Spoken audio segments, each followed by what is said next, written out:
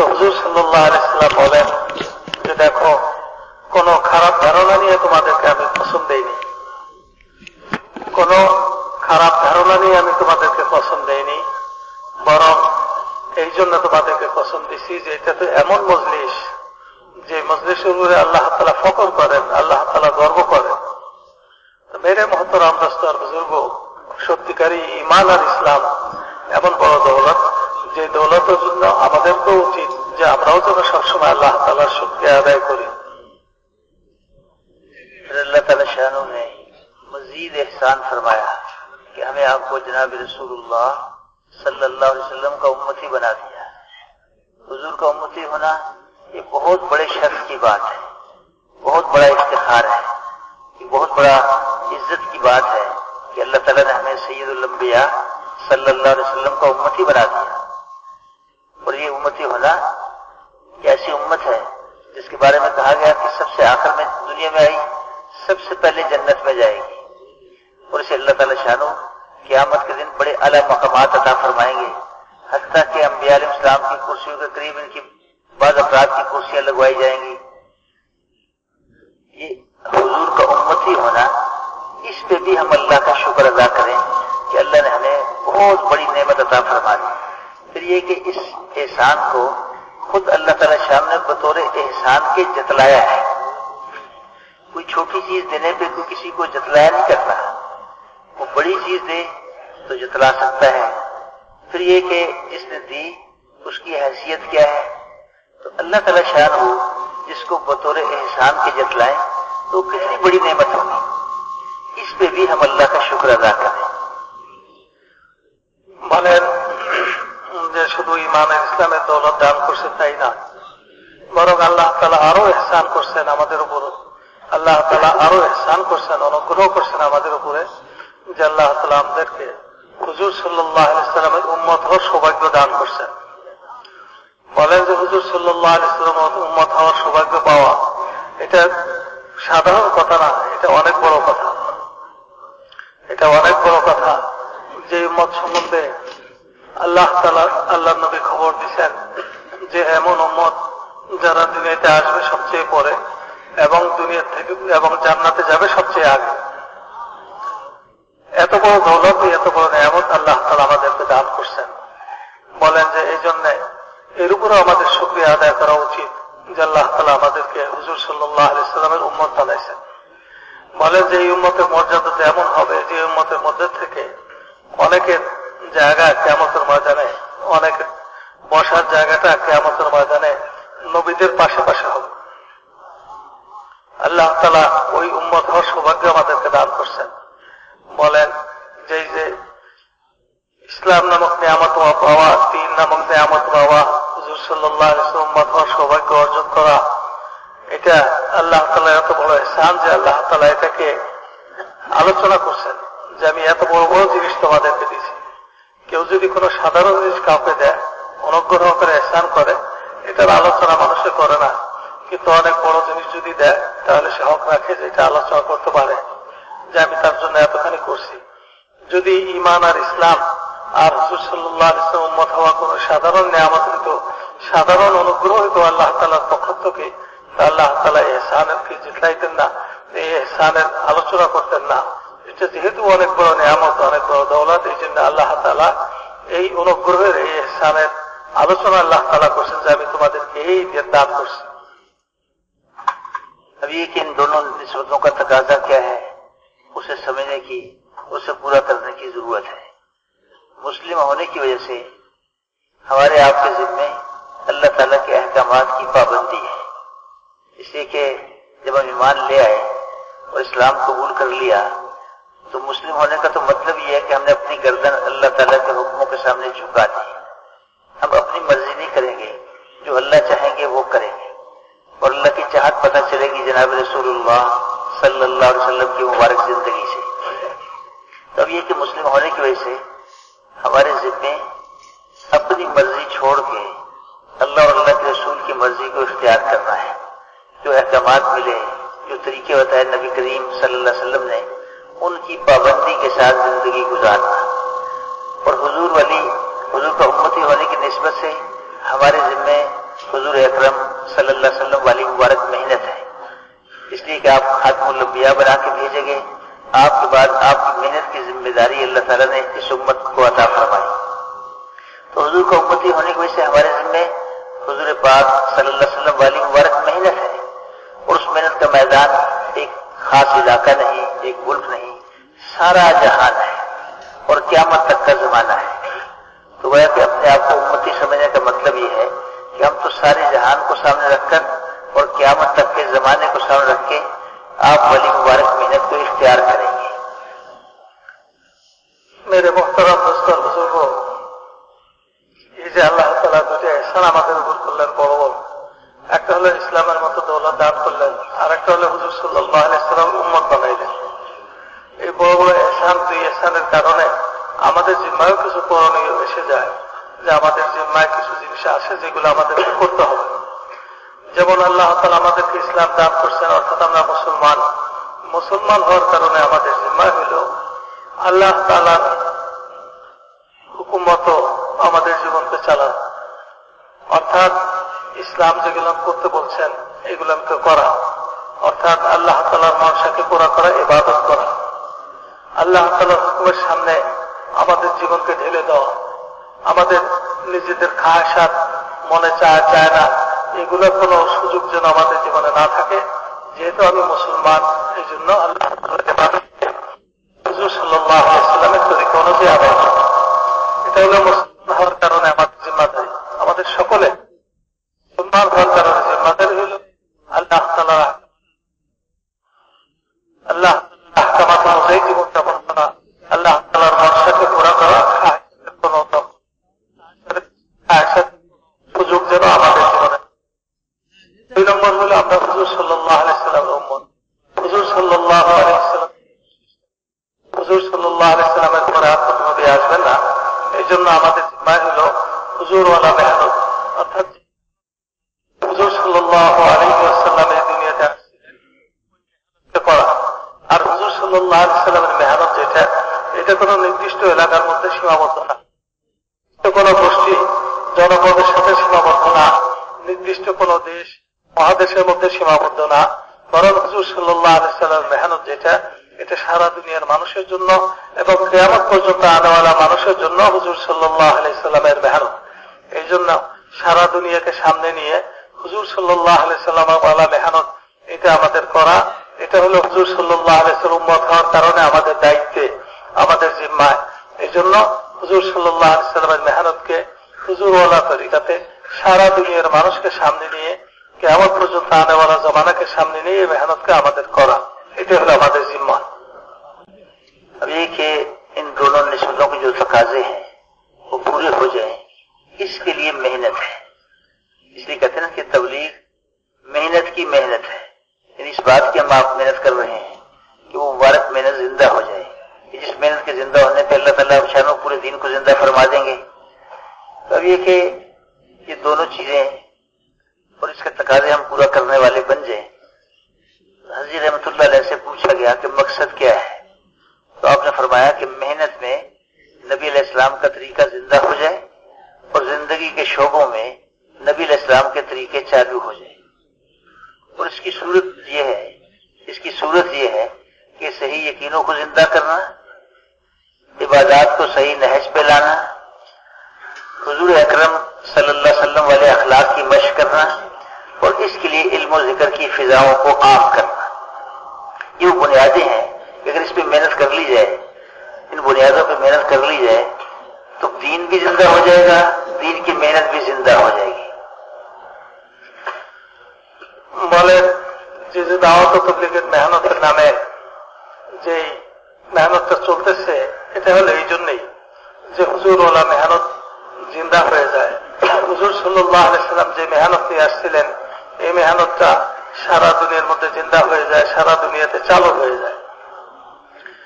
শুধু তাই না, এবং হুজুরওয়ালা এই তাকাজাকে পুরো করে হুজুরওয়ালা মেহনত যেটা, এটা জিন্দা হয়।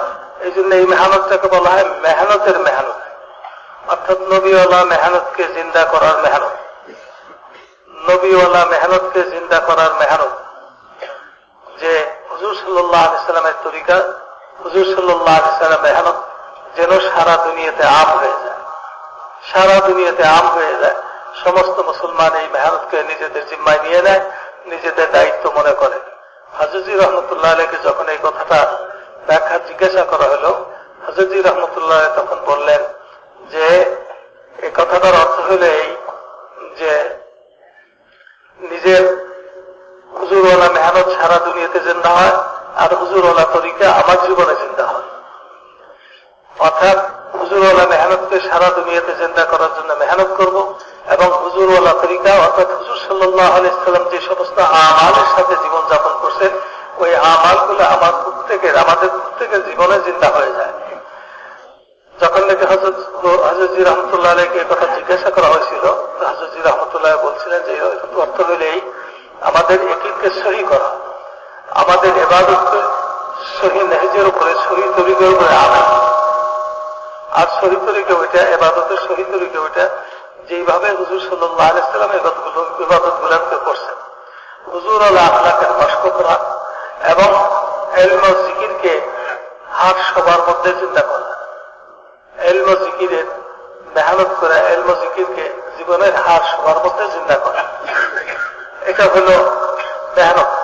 এই জিনিসটা আমাদের ভিতরে আসতে হবে, আমাদের কি সহি করতে হবে, আমাদের ইবাদতের সহি নেহজের উপর আসে, এটার জন্য চেষ্টা করতে হবে, এবং হুজুর আখলাক জিন্দা করার জন্য মেহনত করতে হবে, হুজুর আখলাক আমার ভিতরে আসার জন্য মেহনত করতে হবে, এবং ইলম ও জিকিরকে ব্যাপকভাবে ইলম ও জিকিরের চর্চা শুরু হয়ে যায়, এটার জন্য মেহনত করা লাগবে। এই জন্য আমাদের জিম্মা হলে যে তাকাজ্জুবগুলোকে পুরা করা, নিজের জীবনের জন্য যেটা আনার কথা এটা নিজের জীবনের জন্য আনা, বাকি সারা দুনিয়ার মানুষকে নবীওয়ালা মেহনতের উপরে উঠানোর জন্য মেহনত করা। पहले मेहनत जिंदा होगी, फिर दीन जिंदा होगा, लेकिन हर मेहनत से दीन जिंदा नहीं होगा। जिस तरीके से जनाब रसूलुल्लाह सल्लल्लाहु अलैहि वसल्लम मेहनत फरमाई, जब आप वाले तरीके पे मेहनत की जाएगी, आप वाले दर्द व गम के साथ, आप वाली कुव्वत के साथ, तो इस पे अल्लाह ताला शान अपनी कुदरत से दीन को जिंदा फरमाएंगे कि दीन तो अल्लाह ही जिंदा करेगा।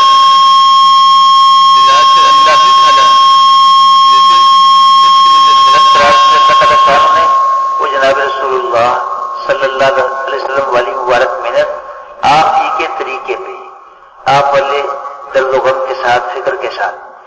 तो अब ये कि आप वाली मुबारक मेहनत में, जैसे हम आप बुजुर्गों से बारहा सुनते हैं कि आपने जो सबसे पहले जो मेहनत फरमाई वो यकीनों को दुरुस्त करने की मेहनत फरमाई, तो हम भी आपकी इत्तिबा में सबसे पहले यकीनों को दुरुस्त करने की मेहनत करेंगे। তো বলেন যে এই জন্য আমাদের জিম্মায় হল দিনের উজুদ, দিনের অস্তিত্ব, এটা নির্ভর করে মেহনতের উপরে। যখন মেহনত হবে, দিনের মেহনত হবে, তখন দিন জিন্দা হবে। কিন্তু সব রকমের মেহনতের দ্বারা দিন জিন্দা হবে না। ওই মেহনতের দ্বারা দিন জিন্দা হবে যে মেহনত হুজুর সাল্লাল্লাহু আলাইহি ওয়াসাল্লামের তরিকা সম্বলিত মেহনত। অর্থাৎ হুজুর সাল্লাল্লাহু আলাইহি ওয়াসাল্লাম যেভাবে মেহনত করছেন, ওইভাবে মেহনত করার দ্বারা হলো দিন জিন্দা হবে। এই জন্য আমাদের জিম্মায় হলো হুজুর সাল্লাল্লাহু আলাইহি ওয়াসাল্লামের তরিকা অনুযায়ী মেহনতকে করা। হুজুর সাল্লাল্লাহু আলাইহি ওয়াসাল্লামের মেহনতের তরিকা কি ছিল? সর্বপ্রথম হুজুর সাল্লাল্লাহু আলাইহি ওয়াসাল্লাম কি মেহনত করছেন, কিসের উপরে মেহনত করছেন? হুজুর সাল্লাল্লাহু আলাইহি ওয়াসাল্লামের সর্বপ্রথমের মেহনত ছিল ইয়াকিনকে ঠিক করার মেহনত, ইয়াকিনকে ঠিক করার মেহনত। এই জন্য আমাদের সকলের জিম্মায়ও প্রথমে আমাদের ইয়াকিন ঠিক হয়ে যায়, ইয়াকিন দুরুস্ত হয়ে যায়, আল্লাহ তাআলার জাতে করে ইয়াকিন, আল্লাহ তাআলার কুদরতের উপরে ইয়াকিন আমাদের জমে যায়, বসে যায়। এটার জন্য এখান থেকে আমাদের মেহনতকে শুরু করতে হবে। इस कलमे वाले यकीन, इसकी हैसियत दीन में ऐसी है जैसे कि जिम्मेदारी के लिए जमीन की हैसियत है। एक आदमी ज़राअत करना चाहता है तो बुनियादी चीज जमीन है, उसके साथ चंद चीजें और चाहिए मेहनत करने के लिए। लेकिन अगर किसी के पास जमीन नहीं तो वो ज़राअत का मंसूबा तो नहीं बना सकता। ऐसे ही पूरा दीन वजूद में आ जाए तो उसके लिए सबसे पहले हमें इस कलमे वाले यकीन को हासिल करने पर मेहनत करनी पड़ेगी। जब जितना ये जमीन तैयार तैयार होती चली जाएगी, उतना इसमें इस्तेदाद पैदा होगी फिर हर चीज को लेने की, हर चीज के उगाने की। तो सबसे पहली मेहनत वो यकीनों को दुरुस्त करने की है। और यकीनों को दुरुस्त करने से क्या मुराद है कि हमारे दिलों से अल्लाह के अलावा जो कुछ है उस सब का यकीन निकलता चला जाए। इसलिए कि अल्लाह ताला शान खालिक है, अल्लाह ताला जो कुछ है सब मखलूक है और वो अल्लाह ताला ने पैदा फरमाई तो वजूद में आई। अगर अल्लाह ताला पैदा ना फरमाते तो कोई मखलूक खुद से वजूद में आ भी नहीं सकती थी। ये आसमान, जमीन और जो कुछ इसके अंदर है और जो कुछ जमीनों के नीचे है, जो कुछ पानियों की तहों में है, जो कुछ आसमानों से ऊपर है, जो चीज जिस शक्ल में है वो सब अल्लाह के पैदा करने से पैदा हुई और वजूद में आई। अगर अल्लाह ताला ना चाहते तो खुद से वजूद में आ भी नहीं सकती है। अब कैसी अजीब बात है कि जो कुछ अल्लाह ने पैदा किया उसके साथ होने से हमें इत्मीनान हो जाता है कि हमारा काम बन जाएगा, हमारी जरूरत पूरी हो जाएगी। और वो अल्लाह जिसने सब कुछ पैदा किया और उसके साथ होने से हमारी जरूरतें पूरी होंगी, हमारे काम बनेंगे, हमारे मसले हल होंगे। आज ये चीज दिलों से निकली हुई है। तो मोहतरम बुजुर्गों, दोस्तों, सबसे पहले हमें इस पे मेहनत करनी पड़ेगी कि अल्लाह के अलावा जो कुछ है उससे होने का यकीन हमारे दिलों से निकलता चला जाए और एक अल्लाह पाक की ज़ात आजी से हर हाल में और सब कुछ हो जाने का यकीन हमारे दिलों में आता चला जाए। तो बोले যে হুজুর সাল্লাল্লাহু আলাইহি সাল্লামের মেহনত সর্বোত্তম ছিল ইয়াকিনকে ঠিক করার মেহনত। কালমানা ইয়াকিন আমাদের দিলের মধ্যে পয়দা হয়ে যায়। যেমনি ভাবে মিসাল স্বরূপ বলা যায় যে কোন মানুষের যদি কলমাওয়ালা ইয়াকিন ঠিক না হয় তা বাকি দিন পুরা দিন তার ভিতরে আসার কোনো সুযোগ নাই। যেমনি ভাবে কোনো মানুষ যদি ক্ষেত খামার করতে চায়, ফসল উৎপাদন করতে চায়, শাকসবজি উৎপাদন করতে চায়, তাহলে তার জন্য সর্বপ্রথম জরুরি যে জিনিসটা হবে, সর্বপ্রথম প্রয়োজনীয় যে জিনিসটার প্রয়োজন দেখা দিবে সেটা হলো জমিনে কিছু জায়গা জমি লাগবে। তার জায়গা জমি যদি না থাকে তাহলে সে ফসল উৎপাদন করবে কোথায়? যেন সর্বপ্রথম জরুরি জিনিস হলো জমিন, জায়গা। যখন নাকি জমিন হয়ে যাবে, কিছু জমিন তার হস্তগত হবে, কিছু জমিন সে পাবে, আর জমিনের উপরে সঠিকভাবে সে মেহনত করবে, তখন বিভিন্ন রকমের গাছপালা, ফলমূল, ফসলাদি এগুলা উৎপাদন হতে থাকবে। কিন্তু জমিন শক্ত, জমিন ছাড়া এগুলো উৎপাদন হওয়ার কোনো সুযোগ নাই।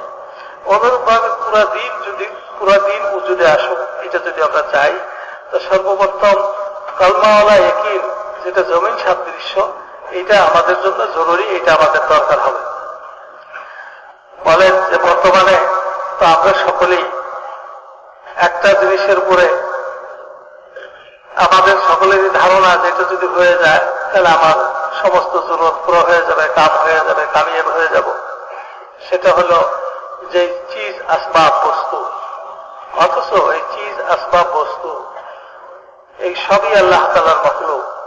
শুধু এগুলোর না, আসমান এবং আসমানের নিচে, জমিন এবং জমিনের নিচে, পানি এবং পানির নিচে এবং পানির উপরে, আসমানের নিচে, জমিনের উপরে যা কিছু আছে সব হলো মাখলুক, মানে আল্লাহ তাআলার বানানো। এই মাখলুক এ বেচারা এগুলো এমনই দুর্বল, এমনই অক্ষম যে আল্লাহ তাআলা যদি না বানাইতেন এর কোনোটাই নিজে নিজে জন্ম নিতে পারত না। মাখলুক বলা হয়েছে এই জন্যই যে আল্লাহ তাআলার সৃষ্টি। আল্লাহ তাআলা সৃষ্টি করছেন, তাই তারা অস্তিত্বের রূপ ধারণ করছে, আমরা দেখতেছি। যদি আল্লাহ তাআলা সৃষ্টি না করতেন তাদের অস্তিত্বের কল্পনাও করা যেত না, আর আমরা এগুলো দেখতেও পারতাম না। কিন্তু আমাদের দুর্ভাগ্যবশত, আমাদের দুর্ভাগ্য যে আমরা এটার পিছনে এমন ভাবে আমরা পড়ছি, আর এমন বিশ্বাস আমাদের অন্তরের মধ্যে হয়েছে যে এটা যদি হয়ে যায়, অমুক মাখলুক যদি আমি পেয়ে যাই তখন আমার কাম হয়ে যাবে। মেরে মোহতরাম দোস্তর বুজুর্গ, যেটা নিজেই এমন মুহতাজ, এমন দুর্বল যে নিজে জন্ম নিতে পারে না, আল্লাহ তাআলা জন্ম দেবেন এর উপরে সে নির্ভরশীল, তাহলে তার দ্বারা আমার কাম কি করে হবে? আর যে মখলুকের দ্বারা আমার কাম হয়ে যাবে বলে চিন্তা করতেছি, তাহলে যে আল্লাহ তাআলা এই মখলুককে বানাইলেন তার উপরে যদি আমার একদিন সহি হয়ে যায়, তার সাথে যদি আমার তাল্লুক পয়দা হয়ে যায় তাইলে আমার কামটা কেমন হবে। তো মেরে মহতারাম দোস্ত বুজুর্গ, আমাদের দিলের মধ্যে থেকে এই কথাটা বের হয়ে গেছে যে আল্লাহ তাআলাই সবকিছু করেন, আল্লাহ তাআলা করতে পারেন, এই কথাটা আমাদের দিলের মধ্যে থেকে বের হয়ে গেছে। ধরো মাখলুকের উপরই একই না বিশ্বাস আমাদের দিলের মধ্যে আসছে। এই জন্য কেউ যদি নিজের জীবনে দিনকে পরিপূর্ণভাবে আনতে চায়, সারা দুনিয়ার মানুষের মধ্যে দিন পরিপূর্ণভাবে আসুক, এটা যদি কেউ চায়, তাহলে তার জন্য জরুরি হলো যে সে যেন ওই নবীওয়ালা তরিকা যেটা ইয়াকিনকে ঠিক করার মেহনত, কালমালা ইয়াকিনকে বানানোর মেহনত সে যেন করে। আমরা যখন ইয়াকিনকে ঠিক করার মেহনত করব, নবীওয়ালা তরিকাতে করব, এবং কালমাওয়ালা ইয়াকিন আমার দিলের মধ্যে আনার জন্য মাখলুক থেকে না হওয়ার ইয়াকিন, খালেকের থেকে হওয়ার ইয়াকিন দিলের মধ্যে বসানোর জন্য যখন আপনার চেষ্টা করব, মেরে মুহতারাম দোস্ত বুজুর্গ, তখন আমি নববী তরিকাতে নবীওয়ালা মেহনতকে শুরু করলাম, যেটা আমাদেরকে আস্তে আস্তে তাকমিলে দিন পরিপূর্ণ হওয়ার দিকে আমাদেরকে নিয়ে যাবে। यकीन कहते हैं दिल में उतर जाने को, यानी हमें मेहनत करके अपने दिलों में उस बात को उतारना होगा कि अल्लाह खालिक है और अपनी कुदरत से खालिक है, और अपने खालिक होने में मखलूक में से किसी के जरा बराबर मोहताज नहीं है। और अल्लाह ताला पैदा करने में बहुत बड़े हैं, बहुत बड़े हैं। हम आपको चीज बनाना चाहें, अगर उसका मादा ना हो, मटेरियल ना हो, तो हम बना नहीं सकते। अल्लाह ताला शानो किसी चीज के पैदा करने में किसी चीज के मोहताज नहीं है। जब अल्लाह ताला ने आसमानों को बनाने का इरादा किया, तो ये बात नहीं कि पहले आसमानों का मटेरियल बनाया, उससे आसमान बनाए। प्रयास अपनी कुदरत से 7 आसमान बना दिए, प्रयास अपनी कुदरत से 7 जमीनें बना दी, समुंदर बना दिए, पहाड़ बना दिए, और जो कुछ ये कायनात में बना हुआ हमारे इल्म में है, ये नहीं है, ये सब कुछ अल्लाह ताला ने बनाया, अपनी कुदरत से बनाया। तो ये कि जो कुछ बना हुआ है यही अल्लाह की कुदरत नहीं है, ये तो अल्लाह ताला की कुदरत का एक छोटा सा जर्रा है। अल्लाह ताला की कुदरत लामहदूद है, लामहदूद है। ये 7 आसमान है, अल्लाह ताला चाहे तो ऐसे हजारों लाखों आसमान और पैदा फरमा दे। ये 7 जमीनें हैं, अल्लाह ताला चाहे तो ऐसे हजारों लाखों जमीनें और पैदा कर दे, ऐसे करोड़ों सूरज और पैदा कर दे, ऐसे लाखों करोड़ों चांद और पैदा कर दे। और बुजुर्गों दोस्तों, अल्लाह पाक की कुदरत लामहदूद है। वो अपनी हर सिफत में, अल्लाह पाक की हर सिफत, उसका कोई किनारा नहीं है, लामहदूद है। तो अल्लाह ही पैदा करने वाले हैं, और फिर सारी कायनात के मालिक भी अल्लाह है। इस पे हकीकी मिल्कियत किसकी है? वो अल्लाह की है। ये जो दावे करते हैं ये चीज मेरी, ये फलां मेरा मेरा मेरा, ये सब मजाजी दावे हैं। इस कायनात का और जो कुछ जमीन और आसमान के अंदर है, अल्लाह ताला कितना बार बार इसको दोहराते हैं और इसको फरमाते हैं कि जो कुछ आसमानों में है, जो कुछ जमीनों में है, जो कुछ इनका सब अल्लाह का है। कि मिल्कियत वो तो अल्लाह की है, खालिक भी अल्लाह है, मालिक भी अल्लाह है, इस सारे निजाम को चलाने वाले भी अल्लाह है। ये सारा निजाम जो कायनात का चल रहा है, ये अल्लाह ताला ही चलाने वाले, कोई मुदब्बिर है। ये सूरज का निकलना, सूरज का डूबना, चांद का घटना, चांद का बढ़ना, रात का आना, दिन का आना, मौसमों की तब्दीली, फिर बादलों का समुद्रों से उठाना, हवाओं को लेके चलना, फिर जहां अल्लाह ताला चाहते हैं, जितनी चाहते हैं उतनी बारिश का बरसना, और फिर बारिश के जैसे मुर्दा जमीन का जिंदा करना, ये सब करने वाला कौन है? वो अल्लाह ही तो है। अल्लाह के सिवा वो कर सकता है? कोई नहीं कर सकता। तो वही सारे निजाम को चलाने वाला है, और वही सारी मखलूकात को पालने वाला है। वो रब हर चीज को उसकी इब्तिदा से लेके उसके उरूज और कमाल तक पहुंचाने के लिए जो उसकी जरूरत है, उस सब की जरूरतों को मुहैया फरमा के अल्लाह ताला शानू उसकी परवरिश करते हैं, तरबियत करते हैं, और उसको उरूज और कमाल तक पहुंचाते हैं। दुनिया में कितने शेर हैं, कौन सा शेर दुनिया के किस कोने में है, किस जजीरे में है, किस पिंजरे में है, अल्लाह ताला उसे जानते भी हैं, और उसकी जरूरत मुहैया फरमा के उसकी तरबियत भी फरमाते हैं। दुनिया में कितने हाथी हैं, एक हाथी के एक गोद में कितना राशन है, ये अल्लाह ही के इल्म है। और जितने हाथी हैं दुनिया भर में, अल्लाह सबको पालते हैं। एक छोटी सी मखलूक है चींटी, छोटी सी। दुनिया में कितनी चींटियां हैं, हुकूमतें मिलकर गिनना चाहें तो गिन सकती हैं? नहीं गिन सकती। कौन सी चींटी दुनिया में किस सुराख में अल्लाह ताला शान उसे जानते भी है, उस छोटी सी चूंटी की क्या जरूरत और हाजत है अल्लाह ताला वो भी जानते हैं, और उसको उसकी जरूरत मुहैया फरमाकर उसको भी पालते हैं। रब कौन है? अल्लाह है। वो खालिक भी है, मालिक भी है, मुदब्बिर भी है, रब भी है, और इस सारे कायनात में उसी का इरादा चलता है। जो अल्लाह चाहते हैं वो हो जाता है, जो अल्लाह नहीं चाहते वो नहीं होता।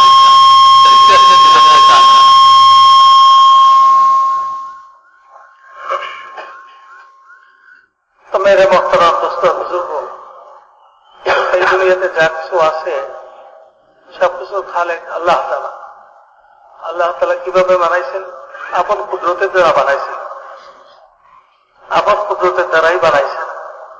এমন না যে আল্লাহ তাআলা যখন আসমানকে বানাইতে চাইলেন তখন আসমান বানানোর জন্য যা যা কিছু দরকার এগুলো প্রথমে জোগাড় করলেন, তারপর আল্লাহ তাআলা আসমানকে বানানো শুরু করলেন এবং আসমানকে বানাইলেন, এমন না। আল্লাহ তাআলা আপন কুদরতের দ্বারাই বানাইছেন। আল্লাহ তাআলা খালেক, সমস্ত মখলুকের বানানেওয়ালা, আপন কুদরতের দ্বারাই বানানো। আল্লাহ তাআলা আপন কুদরতের দ্বারাই নিজে খালেক। আল্লাহ যে খালেক তাও আপন কুদরতের দ্বারাই খালেক। জমিনকে আল্লাহ তাআলা বানাইছেন, আপন কুদরতের দ্বারাই বানাইছেন। চন্দ্র, সূর্য, গ্রহ, নক্ষত্র আল্লাহ তাআলা আপন কুদরতের দ্বারাই বানাইছেন। আল্লাহ তাআলা আপন কুদরতের দ্বারাই বানাইছেন। বলেন যে এইটি তাহলে এই হলো আল্লাহ তাআলার কুদরতের পরিমাণ, যে যে কুদরত পরিমাণের কুদরত আল্লাহ তাআলার কাছে ছিল সেটা দিয়ে আসমান বানাইছেন, জমিন বানাইছেন, চন্দ্র, সূর্য, গ্রহ, নক্ষত্রকে আল্লাহ, পাহাড়, পর্বত, নদী নালাকে আল্লাহ তাআলা বানাইছেন। এই হলো আল্লাহ তাআলার মোট কুদরতের পরিমাণ।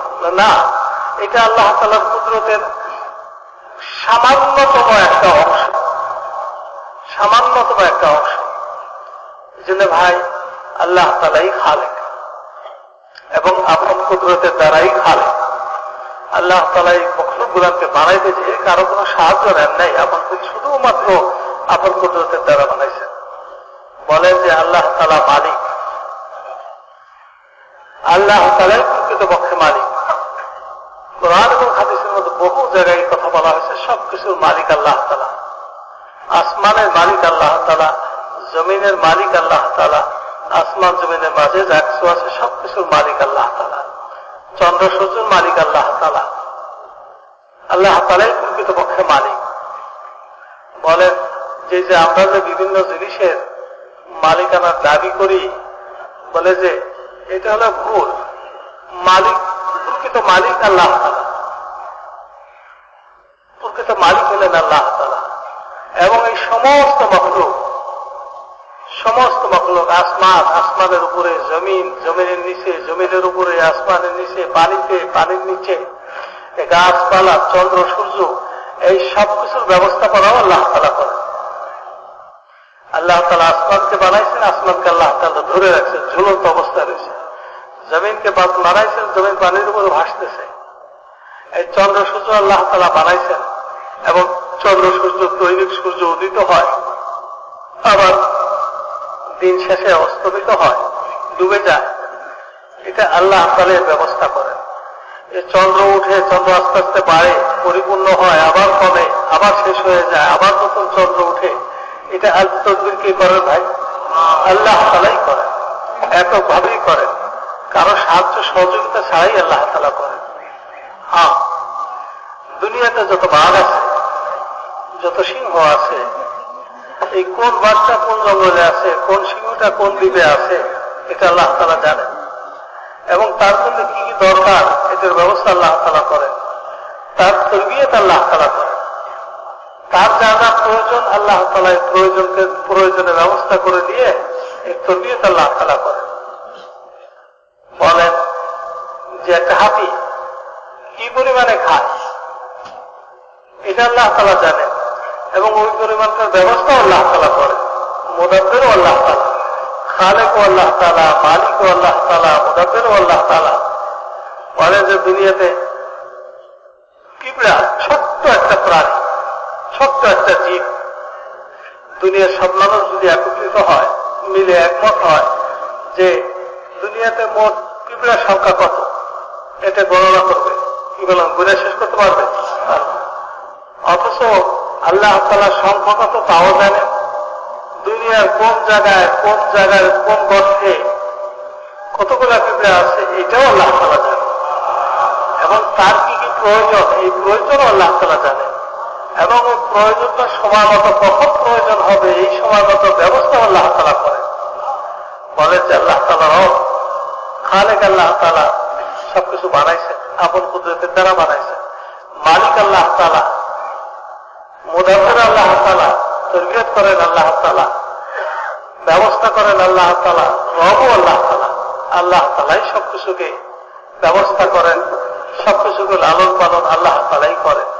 মেরে মোহতারাম দোস্ত বুজুর্গ, এই জন্য এই আল্লাহ তাআলার ইয়াকিন দিলের মধ্যে বসানো। বলে যে ইয়াকিন কাকে বলে? ইয়াকিন হলো যেটা দিলের মধ্যে যে বসে, ওইটা হলো ইয়াকিন। আল্লাহ তাআলা সম্বন্ধে যার দিলের মধ্যে বসছে তার হলো আল্লাহ আল্লাহওয়ালা ইয়াকিন তার হাসিল হয়েছে। ইয়াকিন হলো দিলের মধ্যে যে বসার নাম। এই জন্য আমাদের এই মেহনতের দ্বারা মাকসাদ হলো যে এই আল্লাহ তাআলার জাতের ইয়াকিন আমাদের দিলের মধ্যে যে বসে। इस बात को मानना आसान है कि आसमान अल्लाह ने बनाए, जमीनें अल्लाह ने बनाई, सूर्य चांद सितारे अल्लाह ने बनाए, इस पे ज्यादा जोर नहीं लगाना पड़ता।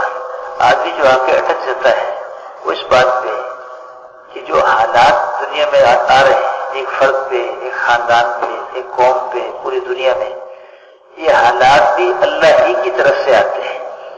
अच्छे हालात, बुरे हालात, खुशी के, गम के, नफे के, नुकसान के, इज्जत के, जिल्लत के, कामयाबी के, नाकामी के, ये जितने हालात हैं फर्द पे या इज्तिमाई तौर पे, ये सब हालात के खालिक भी अल्लाह है। सब हालात के खालिक भी अल्लाह है। अल्लाह ही इज्जत देते हैं, जिल्लत भी अल्लाह ही की तरफ से आती है, कामयाबी, नाकामी, खुशियां, गम सब अल्लाह की तरफ से है। इसमें इंसान जहां से अपनी जिंदगी का बनना बिगड़ना समझता है उसी को देख के चलता है। अगर खुदा न खास्ता हमारे दिलों में ये होगा कि कामयाबी माल से मिलेगी, ओहदे से मिलेगी, डिग्री से मिलेगी, जायदाद से मिलेगी, कारखाने से मिलेगी, हुकूमत से मिलेगी, तो फिर इंसान इसको देख के चलेगा। अगर दिल में ये बात होगी कि सब कुछ अल्लाह की तरफ से है तो फिर हम अल्लाह को देख के चलेंगे। आज हमारी दौड़ जो मखलूक की तरफ लग रही है उसकी बुनियादी वजह क्या है कि अभी हमारे दिलों में अल्लाह पाक की ज़ात आली से होना उतरा नहीं है। अभी जो दिलों में मखलूक से होने की बात दिलों में उतरी हुई है, इसलिए हमारी दौड़ सुबह से शाम तक, हर आदमी अपने आप को देखे कि सुबह से शाम तक जहां जहां हम मेहनत कर रहे हैं, जान खपा रहे हैं, तो उसके पीछे क्या चीज है, क्या चीज हमें वहां लेके जा रही है। तो असल वहां से जिंदगी बनने का यकीन हमें लेके जा रहा है। ये गलत यकीन है। इस गलत यकीन को दिल से निकालकर इस बात का यकीन दिल में उतारना है कि सब कुछ करने वाली जात एक अल्लाह की जात है। अल्लाह से होता है, अल्लाह के गैर से, अल्लाह के इरादे के बगैर नहीं होता। जितना अल्लाह से होना दिलों में उतरता चला जाएगा और हालात भी अल्लाह की तरफ से आते हैं, अल्लाह ही के बनाने से मेरी जिंदगी बनेगी, अल्लाह के बिगाड़ने से जिंदगी बिगड़ जाएगी। जितना ये बात दिल में उतरती चली जाएगी उतनी हमारी दौड़ अल्लाह की तरफ लगने लगेगी। फिर हम अल्लाह को देख के चलने वाले बनेंगे, मखलूक को देख के नहीं चलेंगे। और फिर ये कि वो अल्लाह जिसके कब्जे में सब कुछ है, उसने हम पे कितना करम फरमाया कि हमें जिंदगी को कामयाब बनाने के लिए हमें चीजों का मोहताज नहीं बनाया, माल का, मुल्क का, हुकूमत का, डिग्री अदाद का, कारखाने का, बल्कि इसके लिए अल्लाह ताला शाह ने अपने प्यारे हबीब सल्लल्लाहु अलैहि वसल्लम के जैसे हमें ऐसे आमाल अता फरमा दिए, जिंदगी गुजारने के ऐसे तरीके अता फरमा दिए कि अगर हम उनकी पाबंदी के साथ चलेंगे, उनको देख के चलेंगे, तो अल्लाह ताला शाह हमें आखिरत में भी कामयाब फरमाएंगे, दुनिया में भी कामयाब फरमाएंगे। यानी ये अल्लाह का करम है। तो अगर अल्लाह ताला शाह कामयाबी को माल के साथ जोड़ देते तो दुनिया में सब तो माल वाले नहीं हो सकते। दुनिया में अक्सरियत गरीबों की है। अगर कामयाबी माल में होती तो फिर तो दुनिया की अक्सरियत, इंसानों की अक्सरियत नाकाम हो जाती। अगर अल्लाह ताला शाह कामयाबी को, इज्जत को, इत्मीनान को ओहदों के साथ जोड़ देते तो ओहदों वाले तो और भी थोड़े होते हैं। इंसानों की अक्सरियत नाकाम हो जाती है। ये अल्लाह का फजल है, अल्लाह का करम है कि अल्लाह ताला ने हमारी कामयाबी को हुजूर अकरम सल्लल्लाहु अलैहि वसल्लम वाले आमाल के साथ जोड़ा है। आमाल करने का सरमाया अल्लाह ने हर शख्स को दे रखा है, गरीब से गरीब और मरीज से मरीज, जिसके पास दुनिया के एतबार से कुछ भी नहीं, वो भी आमाल को इख्तियार करके अल्लाह ताला शहरों से दुनिया आखिरत की जबरदस्त कामयाबियों को हासिल कर सकता है, जबरदस्त कामयाबियों को हासिल कर सकता है। ये अल्लाह का करम है, अल्लाह का करम है कि अल्लाह ताला ने हमारी कामयाबी को आमाल के साथ जोड़ दिया। इसलिए मोहतरम बुजुर्गों, दोस्तों, इस यकीन को दिल में उतारना होगा कि कामयाबी चीजों में नहीं, हुजूर अकरम सल्लल्लाहु अलैहि वसल्लम वाले मुबारक आमाल में। जितना इतना इबादत में उतरेगी वो उतना फिर हमारी मेहनत का रुख खुद ब खुद बदलता चला जाएगा। फिर हम चीजों की मेहनत कम करेंगे, आमाल की मेहनत ज्यादा करेंगे।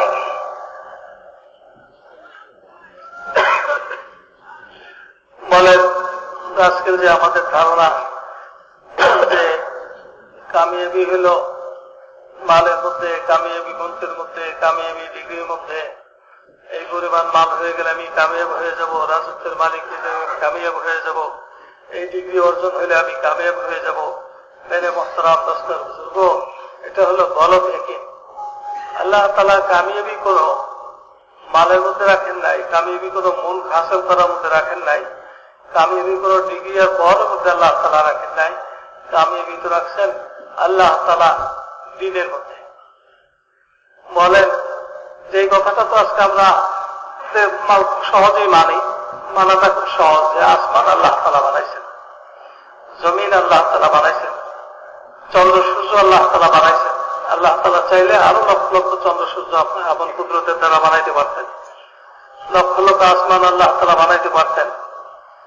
বলেন যে এই কথাটা তো আমাদের জন্য মানা সহজ হয়ে যায়, কিন্তু কিছু দিন একটা জিনিস এমন আছে যেটা আমরা মানা আমাদের জন্য খুব কঠিন। যেমন হালাত সমস্যা আসে কোন ব্যক্তির উপরে, কোন পরিবারের উপরে, কোন এলাকায়, কোন অঞ্চলে, কোন দেশে সমস্যার সৃষ্টি হয়। এটাও যে আল্লাহ তাআলা করেন, এটাও যে আল্লাহ তাআলা ফয়সালা অনুযায়ী হয়, এটা আমাদের জন্য মানা খুব কঠিন। এটা আমাদের যুক্তিতে ধরে না, এটা আমরা মানতে পারি না, এটা আমরা মানতে পারি না। মেরে মুহতারাম দোস্ত বুজুর্গ, যেমনি ভাবে আল্লাহ তাআলা আসমান বানাইছেন, আল্লাহ তাআলা জমিন বানাইছেন, কারণ আজ পর্যন্ত কোন মানুষ এই কথাটা দাবি করে নাই যে আমি আসমান বানাইছি, আমি জমিন বানাইছি। এই জন্য এগুলো আপনার আল্লাহ তাআলা বানাইছেন, এটা স্বীকার করা সহজ। কিন্তু হালাত, এই অবস্থা, সমস্যা, এটা যে আল্লাহ তাআলা করেন, এটা আমাদের জন্য মানাটা কঠিন। আরে আসমানের নিচে জমিনের উপরে যা কিছু আছে সবই তো মাখলুক। এই সমস্যা যেটা, এটা তো আসমানের নিচে আর জমিনের উপরেই, এটাও মাখলুক, এটাও আল্লাহ তাআলার বানানো, এটাও আল্লাহ তাআলার বানানো। যখন মানুষ এই কথাটা রেকিং করবে যে হালাত নিজে নিজে আসতে পারে না, নিজে নিজে আসার কোন শক্তি তার নাই, আল্লাহ তাআলা যখন যেখানে যে হালাত, যে সমস্যার সৃষ্টি করতে চাইবেন, যে অবস্থায় রাখতে চাইবেন, ওইখানে ওই অবস্থারই হবে, ওই হালাতই হবে, ওর ব্যতিক্রম হইতে পারে না। এই হালাত আল্লাহ তাআলারই বানানো, চাই ব্যক্তিগত ভাবে হোক, চাই সমষ্টিগত ভাবে হোক। মেরে মুহতারাম দোস্ত বুজুর্গ, এটা আল্লাহ তাআলারই বানানো। আল্লাহ তাআলা যদি চান, বিভিন্ন হালাতের সম্মুখীন হয় মানুষ। কারো উপরে ইজ্জতের হালাত আসে, কারো উপর জিল্লতির হালাত আসে, কারো উপরে সুখের হালাত আসে, কারো উপর দুঃখের হালাত আসে, পেরেশানি আসে, মেনে আসে, যে হালাত, এটা আল্লাহ তাআলারই বানানো। এইটা উপরে বিশ্বাস করা, এই কথাটা বিশ্বাস করা আমাদের জন্য কঠিন। কঠিন কেন?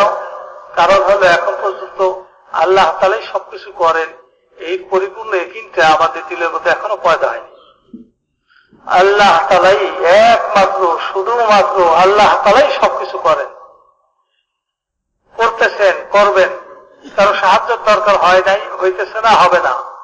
এই কথাটার ইয়াকিন আমাদের দিলের মধ্যে এখনো আসে নাই, দিলের মধ্যে বসে নাই। এই ইয়াকিনটাকে দিলের মধ্যে আনার জন্য, বসানোর জন্যই হলো হাসিল করার জন্য, অর্জন করার জন্যই হইল এই নবীওয়ালা মেহনত।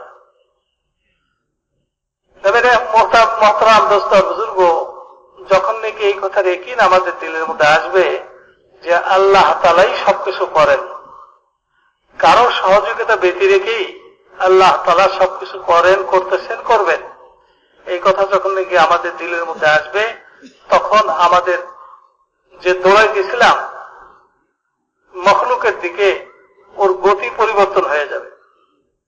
গতি কি হয়ে যাবে? পরিবর্তন হয়ে মখলুকের থেকে খালেকের দিকে চলে যাবে। যখন ইয়াকিন পরিবর্তন হয়ে যাবে, ইয়াকিন ঠিক হয়ে যাবে, সহি হয়ে যাবে, তখন আমাদের দৌড়ের গতি ঠিক হয়ে যাবে, পরিবর্তন হবে। যেমন আমরা মখলুকের দিকে দৌড়াইতেছি, মালের দিকে দৌড়াইতেছি, মুলকের দিকে দৌড়াইতেছি, ওহদার দিকে দৌড়াইতেছি, তখন ওই দৌড়ের গতি পরিবর্তন হয়ে যাবে, লক্ষ্য বস্তুর পরিবর্তন হয়ে যাবে, তখন আমাদের দৌড় আল্লাহর দিকে শুরু হবে। মেরে মুহতারাম দোস্তর বুজুর্গ, আল্লাহর দিকে যখন আমাদের দৌড় শুরু হয়ে যাবে, তখন আমরা আমাদের কামিয়াবি দেখব আমালের মধ্যে। কারণ মালের মধ্যে, মুলকের মধ্যে, ওহদার মধ্যে যদি কামিয়াবি আল্লাহ তাআলা রাখতেন, তাহলেও তো আল্লাহ বান্দাদের মধ্যে খুব কম সংখ্যক মানুষই কামিয়াব হতে পারত, খুব কম সংখ্যক মানুষ। কারণ দুনিয়াতে মালদারদের সংখ্যা বেশি না গরিবদের সংখ্যা বেশি? গরিবের সংখ্যা বেশি। যদি কামিয়াবি আল্লাহ তাআলা মালের মধ্যে রাখতেন, তো মুসলমানদের মধ্যে বা আল্লাহর বান্দাদের মধ্যে সামান্য কিছু মানুষ কামিয়াব হইতো, আর অধিকাংশ মানুষ নাকাম হয়ে তারা জাহান্নামে চলে যেত। আল্লাহ তাআলা এমন একটা জিনিসের মধ্যে কামিয়াবি রাখলেন যেটা অধিকাংশ মানুষের কাছে নাই, অথচ আল্লাহ তাআলা চান বান্দা কামিয়াব হয়ে যাক। তাইলে আল্লাহর এই ব্যবস্থাটা কি সঠিক ব্যবস্থা হইতো? কামিয়াবি আল্লাহ তাআলা মালের মধ্যে রাখেন নাই, কামিয়াবি আল্লাহ তাআলা রাজত্ব অর্জন করার মধ্যে রাখেন নাই, মুলকের মধ্যে রাখেন নাই। তাই যদি হইতো তো দুনিয়াতে তো মাত্র কয়েকশো দেশ, তাহলে বাকি এই শত শত কোটি মানুষ সব নাকাম হয়ে যেত। আল্লাহ তাআলার ব্যবস্থাটা এমন অসম্পূর্ণ ব্যবস্থা হইতো যে আল্লাহর ব্যবস্থার কারণে আল্লাহ তাআলার কয়েক বান্দা, কয়েকশো কোটি বান্দা তারা নাকাম হয়ে যেত।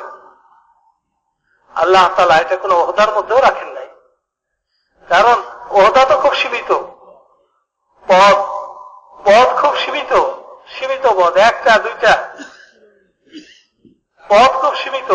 পদের মধ্যে যদি আল্লাহ তাআলা কামিয়াবি রাখতেন, তাহলে আল্লাহ তাআলা বান্দাদের মধ্যে অধিকাংশ কয়েকশো কোটি নাকাম হয়ে যেত।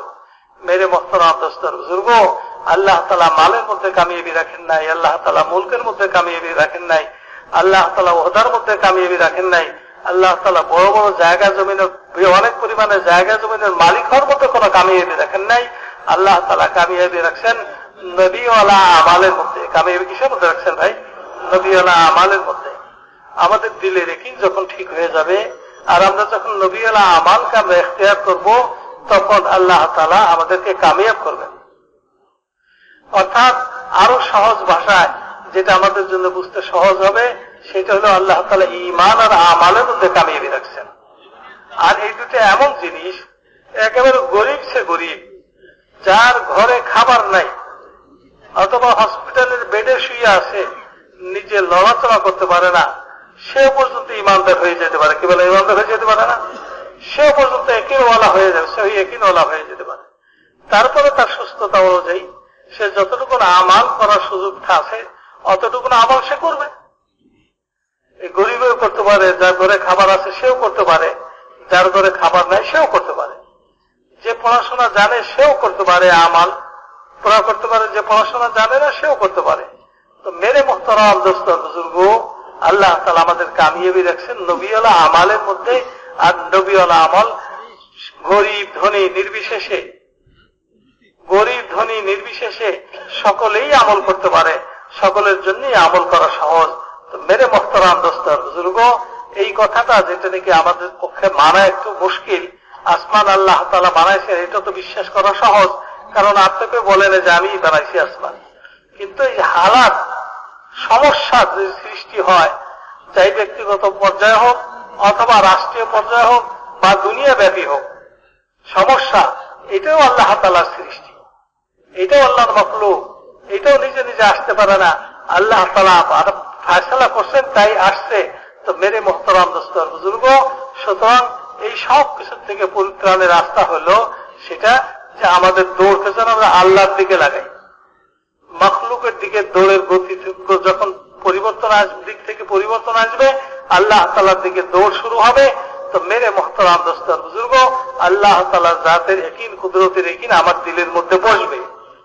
তখন আর এই মখলুকগুলোর মধ্যে, পদের মধ্যে, পোস্টের মধ্যে, মালের মধ্যে, মুলকের মধ্যে, জমিনের মধ্যে আমাদের কামিয়াবি আর আমরা দেখবো না। ওইখানে আমাদের ধোঁকা মনে হবে। আমরা আমাদের কামিয়াবির সঠিক জায়গা যেটা, ওইটা আমাদের সামনে স্পষ্ট হবে। অর্থাৎ আমালের মধ্যে, আর যে আমল গরিব ধনী নির্বিশেষে সকলেই করতে পারে, ওর মধ্যে কামিয়াবির ইয়াকিন হবে। ফলে যে মানুষের মালের দিকে দৌড়াইতেছে, রাজত্ব হাসিল করার দিকে দৌড়াইতেছে, কে তাকে এভাবে ধাক্কায় নিয়ে যেতেছে বা টেনে নিতেছে? বলে তার ইয়াকিন তাকে নিতেছে, তার ইয়াকিন তাকে নিতেছে। এই ইয়াকিন যখন আল্লাহ তাআলার উপর হবে, তো আল্লাহ তাআলার আহকামাতের মধ্যে কামিয়াবি, আহকামাত পুরা করার মধ্যে কামিয়াবি, এটার ইয়াকিন আমার দিলের মধ্যে পয়দা হবে। তো আল্লাহ তাআলার আহকামাতের দিকে আমাকে টানতে থাকবে, আমি দৌড়াতে থাকবো। ये बुनियादी जिंदगी बदलने की मेहनत है कि पहले मखलूक को सामने रखकर और चीजों को सामने रख के जिंदगी गुजारते रहे। अब हमें कलमे वाले यकीन की बुनियाद पे हुजूर अकरम सल्लल्लाहु अलैहि वसल्लम वाले अमाल की बुनियाद पे जिंदगी बनाने की तरतीब कायम करना है। अब ये कि अमल सादिर होते हैं आदमी के जिस्म से, आंख से, कान से, जुबान से, हाथ से, पांव से, दिल से, दिमाग से, सारे अमाल यही से सादिर होते हैं। तो ये सारे अमाल दुरुस्त हो जाए, सही रुख पे आ जाए, और इसके लिए इबादत को सही नहज पे लाना जरूरी है। इबादत को सही नहज पे लाना जरूरी है। और सारी इबादत का सही नहज पे आ जाना, ये नमाज के सही नहज पे आने पे मौकूफ है। जितना इतना हमारी नमाज सही रुख पे आती चली जाएगी और सही नहज पे आती चली जाएगी, वो उतना बाकी इबादत भी सही नहज पे आ जाएगी, और फिर आदमी के सारा जिस्म पाबंदी के साथ चलने वाला बन जाएगा। अब इसके लिए ये कि हमें अपनी नमाजों पर मेहनत करनी होगी। नमाज अल्लाह ने एक ऐसा अमल हमें अता फरमाया है इबादत में से कि जिसमें आदमी का पूरा जिस्म इस्तेमाल होता है। बाकी इबादत में ये बात नहीं है। फिर ये कि इबादत की असल शान अगर देखा जाए तो नमाज ही में है। रोजा भी अल्लाह की इबादत है, लेकिन रोजे में एक एतबार से वो है कि बड़ाई की इबादत खाना पीना छोड़ दिया, खाना पीना छोड़ दिया। ज़कात में माल खर्च कर रहा है, ये भी एक बड़ाई की बात है। हज में अपना इलाका भी छोड़ा और जिस्म की मशक्कत भी बर्दाश्त कर रहा है। नमाज अल्लाह ताला ने ऐसी इबादत दी जिसमें वाकई इबादत की सबसे ज्यादा शान पाई जाती है, सबसे ज्यादा शान पाई जाती है। और फिर इसमें जिस्म का हर उज़्व इस्तेमाल होता है। दुनिया भी छोड़नी पड़ती है। हज़रत मुफ्ती साहब रहमतुल्लाह अलैह से फरमाते थे, नमाज क्या है? सब कुछ को छोड़ के आना और सब कुछ के ख्याल को भी छोड़ के आना। जब तक सब कुछ को नहीं छोड़ते नमाज शुरू ही नहीं होती। सब कुछ को छोड़ना पड़ता है। बाकी इबादत वो करते हुए आदमी बाकी दुनिया के काम कर सकता है, चंद पाबंदियां हैं, सारे काम कर सकता है। लेकिन नमाज ऐसी इबादत दी अल्लाह ताला ने कि जब नमाज शुरू होगी तो सिर्फ नमाज होगी, इसके अलावा कुछ नहीं होगा। न दुनिया का वो काम कर सकता है, न दीन का वो काम कर सकता है, सिर्फ नमाज होगी। और फिर नमाज में 4 बड़ी बड़ी हालतें हैं, क़याम, रुकू, सजदा, कादा। ये 4 बड़ी बड़ी हालतें हैं नमाज की। अब इसमें एक बड़ी जबरदस्त अंदाज से एक तरबियत फरमाई गई जिस्म के हर हिस्से की।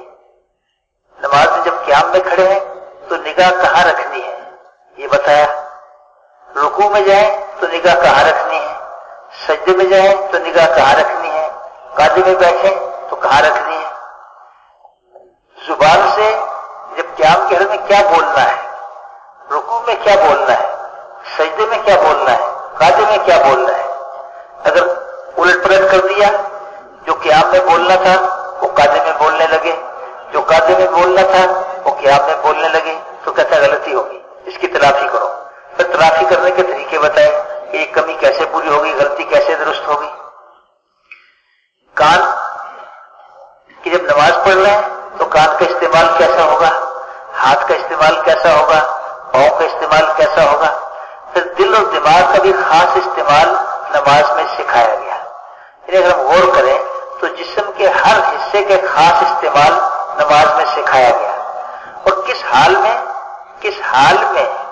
किस उज़्व को कैसे इस्तेमाल करना है, किस उज़्व को किस हाल में कैसे इस्तेमाल करना है।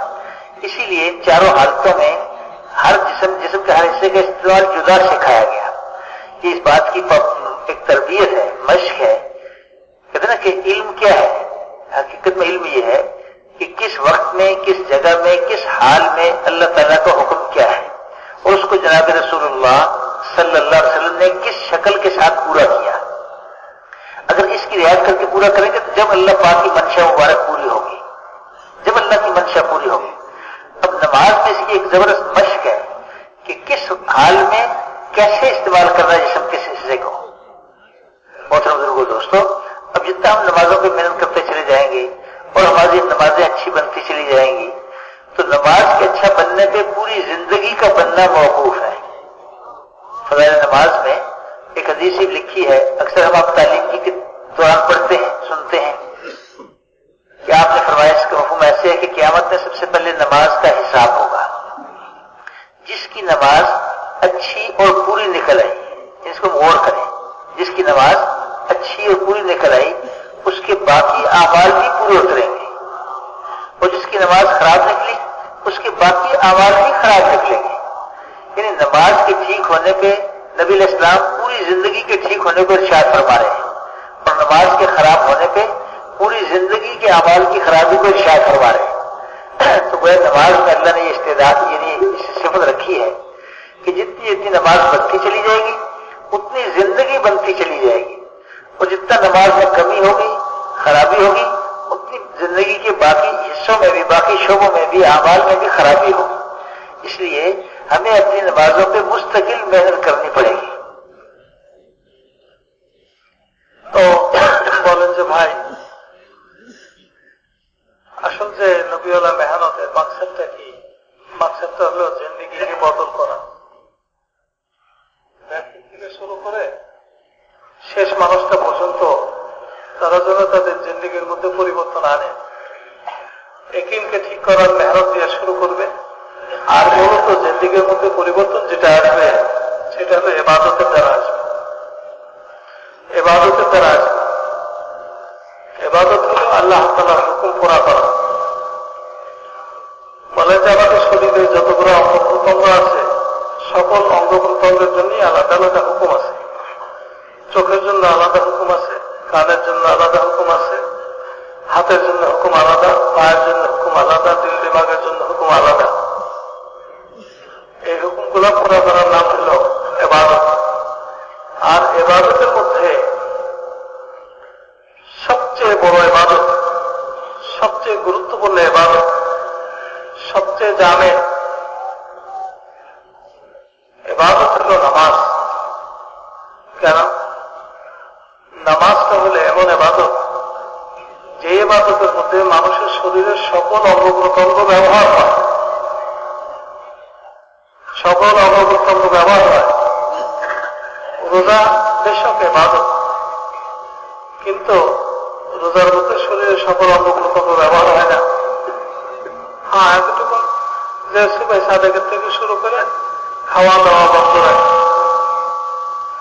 যাকাত বেশক বহুত বড় ইবাদত, সেখানে শরীরের সকল অঙ্গ প্রত্যঙ্গ ব্যবহার হয় না। আর নামাজটার বিশেষত্ব আরো একটা দিক দিয়ে আছে, সেটা হলো নামাজের জন্য মুফতি জালাল ইসলাম রহমতুল্লাহ বলতেন, নামাজের জন্য সবকিছুকে ছাড়তে হয়,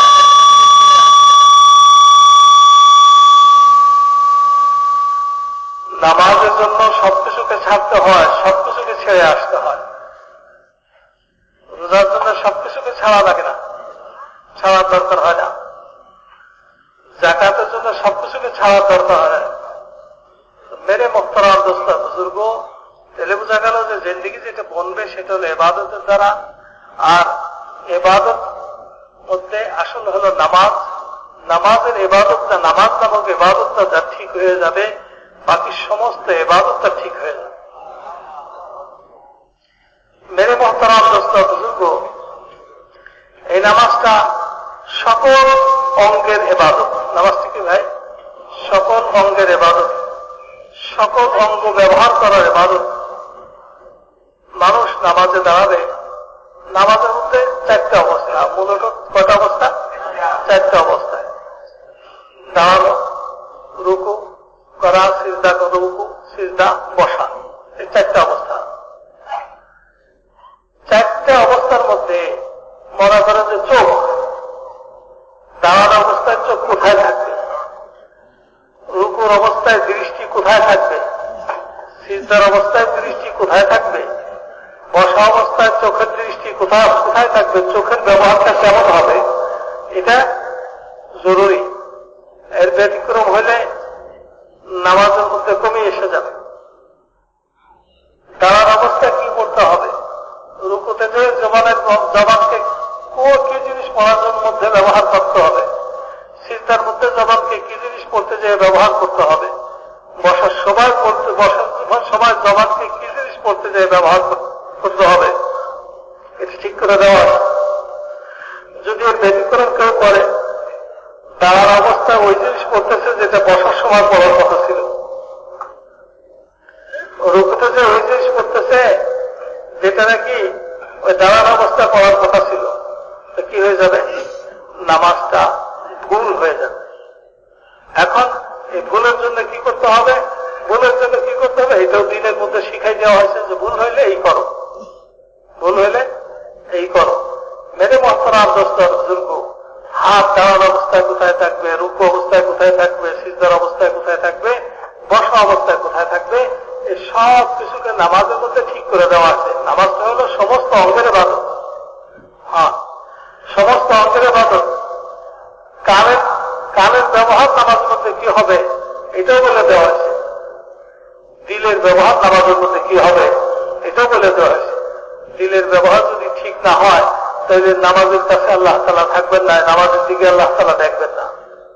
মেরে মোহতারাম দোস্ত বুজুর্গ, নামাজ এত বড় গুরুত্বপূর্ণ ইবাদত যে হাদিসের মধ্যে আছে, যেটা আমরা ফাজাইলে আমালের মধ্যে তালিমের হালকাতে বসে পড়ি, কিয়ামতের ময়দানে সর্বপ্রথম নামাজের হিসাব হবে।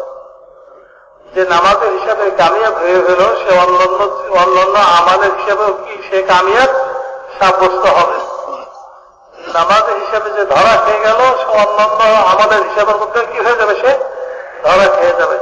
এর দ্বারা বোঝা যায় যে নামাজটা ঠিক হয়ে যাবে, তার দায়িত্বে, তার জিম্মায় আল্লাহ তাআলার আরো যত ইবাদত আছে ওই সকল ইবাদতকেই আল্লাহ তাআলা ঠিক করে দেবে। কেউ যদি নামাজকে ঠিক করতে না পারে, তাহলে তার অন্যান্য ইবাদত যেগুলো আছে এগুলোকে সে ঠিক করতে পারবে না। মেরে মোহতারাম দোস্ত বুজুর্গ, নামাজটা হলো সবচেয়ে আহাম, সবচেয়ে জরুরি ইবাদত, সবচেয়ে জরুরি ইবাদত। এই নামাজকে নামাজের মস্ক করে নামাজকে আমাদের ঠিক করতে হবে। নামাজের দ্বারাই আমাদের দিন পরিপূর্ণতার দিকে যাবে। নামাজ যদি না থাকে আমাদের জীবনে, তা আমাদের দিন পরিপূর্ণ হওয়ার, পরিপূর্ণ করার কোন সুযোগ নাই। মেরে মোহতারাম দোস্ত বুজুর্গ, এই জন্য এই দাওয়াতের মেহনতকে বলা হয় যে জিন্দেগি তবদিল করার, জিন্দেগির মধ্যে পরিবর্তন আনার মেহনত। জিন্দেগির মধ্যে পরিবর্তন কিভাবে আসবে? যখন নাকি আমরা আমাদের খায়সাতকে ছাড়বো, আল্লাহ তাআলার মনসাকে পুরো করবো, তখনই হলো আমাদের জিন্দেগির মধ্যে পরিবর্তন আসবে। ইবাদত ঠিক হয়ে যাওয়া মানে হলো আল্লাহ তাআলার মনসা, আল্লাহ তাআলা যেটা চান এটা পুরো হওয়া। আল্লাহ তাআলার মনসা যখন পুরো হয়ে যাবে, তখন আল্লাহ তাআলা আমাদেরকে আপন কুদরতের দ্বারাই कामयाब করবে। तो जैसे यकीन में तरक्की करने के लिए रोजाना मेहनत करना जरूरी है, ऐसे ही अपनी इबादत पे भी रोजाना मेहनत करने की जरूरत है। हम अपनी नमाजों को अच्छा बनाने के लिए रोजाना इसके लिए वक्त निकाल के अपनी नमाजों पे मेहनत करें। उलमाए किराम से जाके पूछें, सीखें नमाज अच्छी कैसे बनेगी। इसलिए कि नमाज की कुछ सिफात है जिन्हें नमाज में पैदा करना होगा। तो ये कि इस मेहनत के करते हुए अपने अखलाक को दुरुस्त करना जरूरी है, वरना ये मेहनत अल्लाह के यहाँ कबूल नहीं रहती। ये मेहनत अल्लाह के यहाँ कबूल हो जाए, इसलिए दीन तो उस मेहनत पे फैलेगा जो मेहनत अल्लाह के यहाँ कबूल हो जाएगी। तो उसमें जहाँ ईमान बनाने पे اخلاق بنانے کے بھی محنت کرنی پڑے گی، اس لیے کہ یوں فرمایا کہ آدمی کے دین کی حفاظت اخلاق کی حفاظت میں ہے۔ اگر اس نے اخلاق اچھے کر لیے اس کا دین محفوظ ہو گیا۔ خدا نہ خواستہ اگر اخلاق نہ سنوارے، اچھے نہ بنائے تو جتنی کمائی کر رہے ہیں اللہ جانے کل کس کے کام آئے گی۔ کل قیامت میں وہ جو کہا گیا کہ میری امت کا مفلس کون ہے، کہ پہاڑوں جیسی نیکیاں لے کے آئے گا لیکن گناہوں کے بوجھ کے ساتھ جہنم میں داخل کر دیا جائے گا، اور اس کا سبب بد اخلاقی ہے۔ لوگوں کے ساتھ زیادتی کی، کسی کو گالی دی، کسی کا حق دبا لیا، کسی کی زمین دبا لی، کسی کچھ کہ اخلاق کی خرابی کی وجہ سے سارا کمایا ہوا دین کل کسی اور کے کام آئے گا۔ محترم بزرگوں دوستو، اس محنت کے کرتے ہوئے ہمیں جناب رسول اللہ صلی اللہ علیہ وسلم والے اخلاق کو بھی سیکھنا ہوگا، اسے اپنے اندر پیدا کرنا ہوگا۔ اخلاق برتنے کی چیز ہے، اسے بیان کی چیز نہیں ہے کہ اسے بیان کیا جائے، یہ تو عملی طور پہ برتاوا ہے کہ ہمارے دوسروں کے ساتھ برتاوا ٹھیک ہو جائے۔ یہ ساری مخلوق اللہ کا کنبہ ہے، ساری مخلوق اللہ تعالیٰ کا کنبہ ہے۔ اللہ تعالیٰ کو واقعی بہت اچھا لگتا ہے جو اللہ کے کنبے کے ساتھ اچھا برتاؤ کرتا ہے۔ اور علماء فرماتے ہیں کہ اللہ کے اس کنبے میں مسلمان بھی ہیں، غیر مسلم بھی ہیں، انسان بھی ہیں، جانور بھی ہیں، سب اللہ کا کنبہ ہے۔ اللہ تعالیٰ کو واقعی بہت اچھا لگتا ہے جو اللہ کے کنبے کے ساتھ اچھا کرتا ہے۔ تو اللہ کے لیے اللہ کی مخلوق کے ساتھ اچھا برتاؤ کرنا، پھر اس میں جس آدمی کا جتنا حق زیادہ ہے اس کے ساتھ اتنا زیادہ احسان کا معاملہ کرنا، اکرام کا معاملہ کرنا، احترام کا معاملہ کرنا۔ جیسے مجھے آتا ہے کہ پڑوسی 3 قسم کے ہیں۔ ایک تو پڑوسی ہے جس کے 3 حق ہیں، ایک کے 2 حق ہیں، ایک کا 1 حق ہے۔ 3 حقوق والا پڑوسی کون سا ہے؟ پڑوسی ہے، مسلمان ہے، رشتہ دار ہے۔ تو 3 نسبتیں ہو گئی۔ ان 3 اعتبارات سے اس کا احترام، اس کے ساتھ معاملہ کرنا ہوگا۔ دوسرا مسلم پڑوسی ہے، رشتہ دار نہیں لیکن پڑوسی ہے، مسلمان ہے، اس کے 2 حق ہیں۔ اور تیسرا غیر مسلم پڑوسی ہے کہ پڑوسی ہونے کی وجہ سے غیر مسلم کا بھی حق ہے۔ تو جتنے یہ نسبتیں بڑھتی جائیں گی اتنا احترام بڑھتا جائے گا۔ پھر مسلمان تو اللہ کا بہت قیمتی ہے، مسلمان اللہ پاک کے ہاں بہت قیمت ہے اس کی، حتیٰ کہ یہاں تک فرمایا کہ بیت اللہ سے بھی زیادہ قیمتی ہے۔ جب ہم بیت اللہ شریف جاتے ہیں کتنا دل میں احترام، قدر، منزلت اور کیسی محبت کہ مسلمان کو تو اس سے بھی اعلیٰ بتایا۔ تو مسلمان کی محبت، مسلمان کے ساتھ اچھا برتاؤ کرنا، یوں فرماتے ہیں کہ اللہ کی محبت کے بعد مسلمان کی محبت سب سے مضبوط عمل ہے۔ اللہ تعالیٰ کی محبت کے بعد مسلمان کی محبت یہ بڑا مضبوط عمل ہے۔ مسلم ہونے کی وجہ سے مسلم کی قدر کرنا، چاہے اس میں کوئی خوبی نظر نہ آئے، لیکن یہ بہت بڑی خوبی ہے کہ مسلمان ہے۔ اور یوں کہتے ہیں کہ اخلاق شروع ہوتے ہیں تواضع سے۔ جب تک وہ اپنے آپ کو چھوٹا، دوسروں کو بڑا نہیں سمجھیں گے، اس وقت تک آدمی دوسرے کی قدر نہیں کر سکتا ہے، احترام نہیں کر سکتا۔ تو بڑا آسان بات ہے، جن کو ہم اپنا بڑا سمجھتے ہیں تو ان کے ساتھ کیسا اچھا سلوک کرتے ہیں، سلام کرتے ہیں، ان کی باتوں کو لیتے ہیں، ان کا احترام کرتے ہیں، عزت کرتے ہیں۔ جس کو آدمی اپنے سے چھوٹا سمجھتا ہے اس کے ساتھ برتاؤ نہیں کرتا۔ تو مسلم ہونے کی وجہ سے ہر مسلمان کو اپنے سے اچھا سمجھتا ہے۔ واقعی جو اللہ کے لیے تواضع اختیار کرتا ہے اللہ تعالیٰ سے رفعت عطا فرماتے ہیں۔ جو اللہ کے لیے جھکے گا اللہ سے کیا کریں گے؟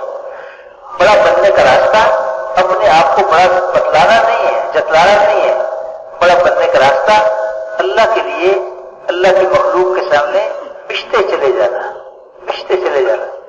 اور اپنی ذات سے دوسروں کو نفع پہنچانا، ہماری ذات سے کسی کو نقصان نہ پہنچے۔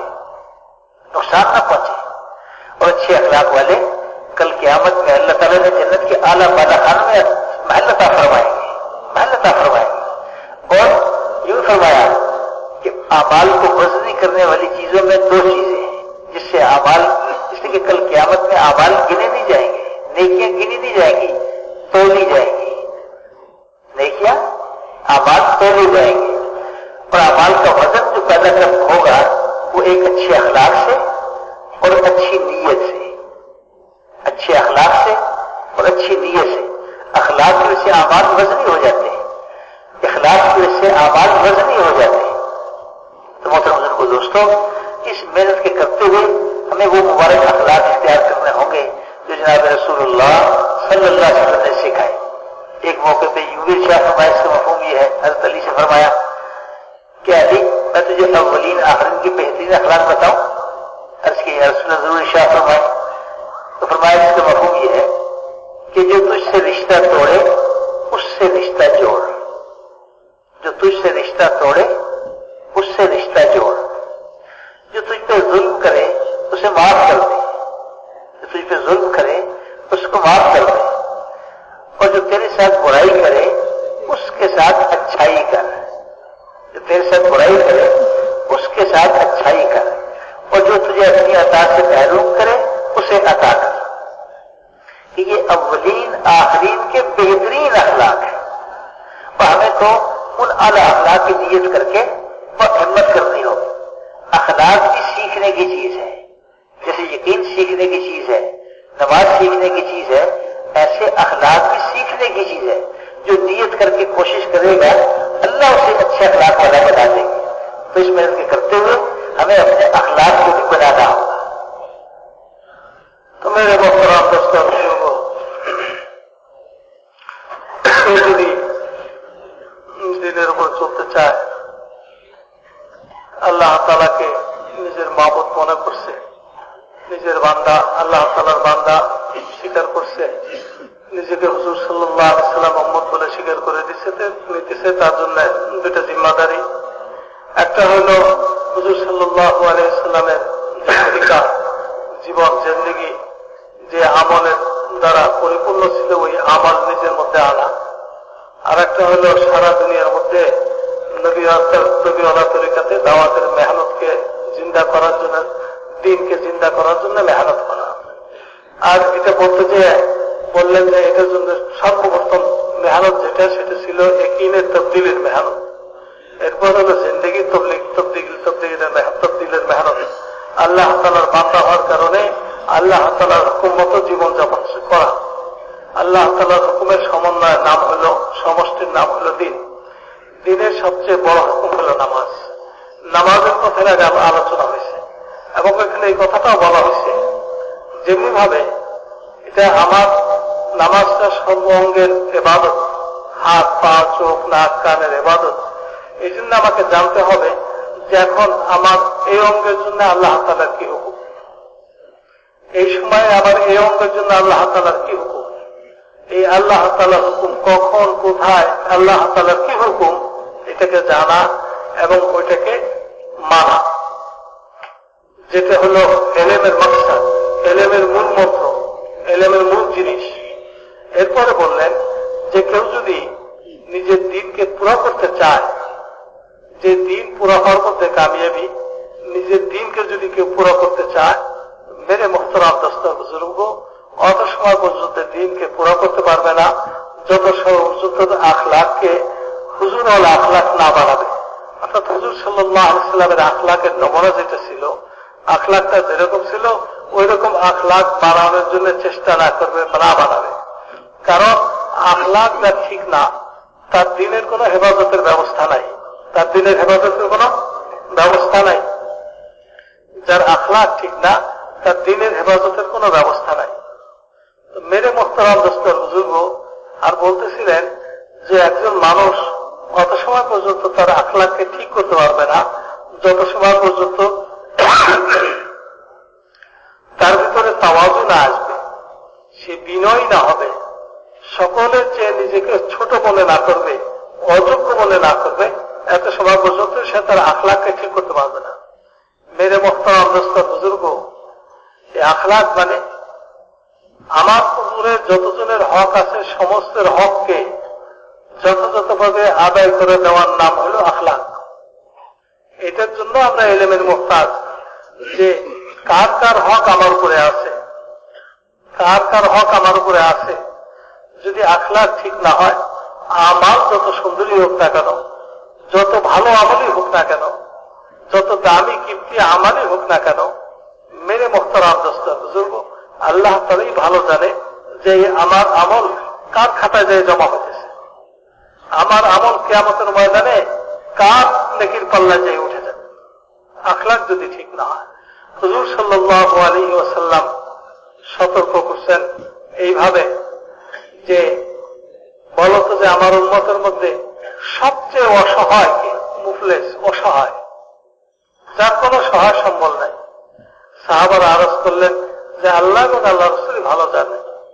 তখন হুজুর সাল্লাল্লাহু আলাইহি ওয়াসাল্লাম ইরশাদ করলেন, ওই লোকটা হলো সবচেয়ে অসহায় কিয়ামতের ময়দানে, যে এত পরিমাণে নেকি নিয়ে আসবে, তার নেকিকে যদি কোনো পাহাড়ের উপর রাখা হয়, পাহাড় তার নেকির ঘর সইতে না পেরে পাহাড় নিচের দিকে দেবে যাবে।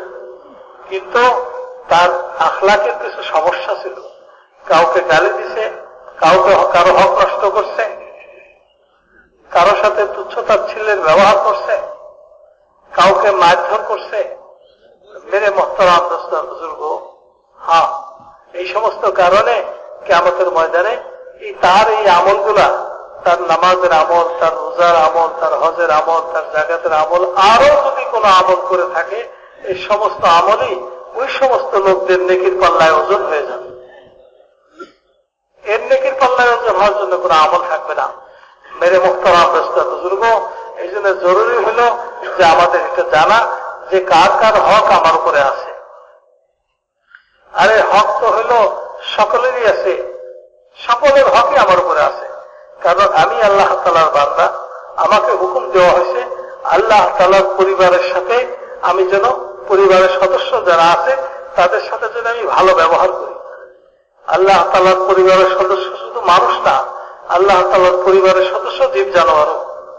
আল খালকু আয়াতুল্লাহ, সমস্ত মাখলুকই আল্লাহ তাআলার পরিবারের সদস্য, শুধু মুসলমান না, অমুসলমান যারা আছে তারাও আল্লাহ তাআলার পরিবারের সদস্য।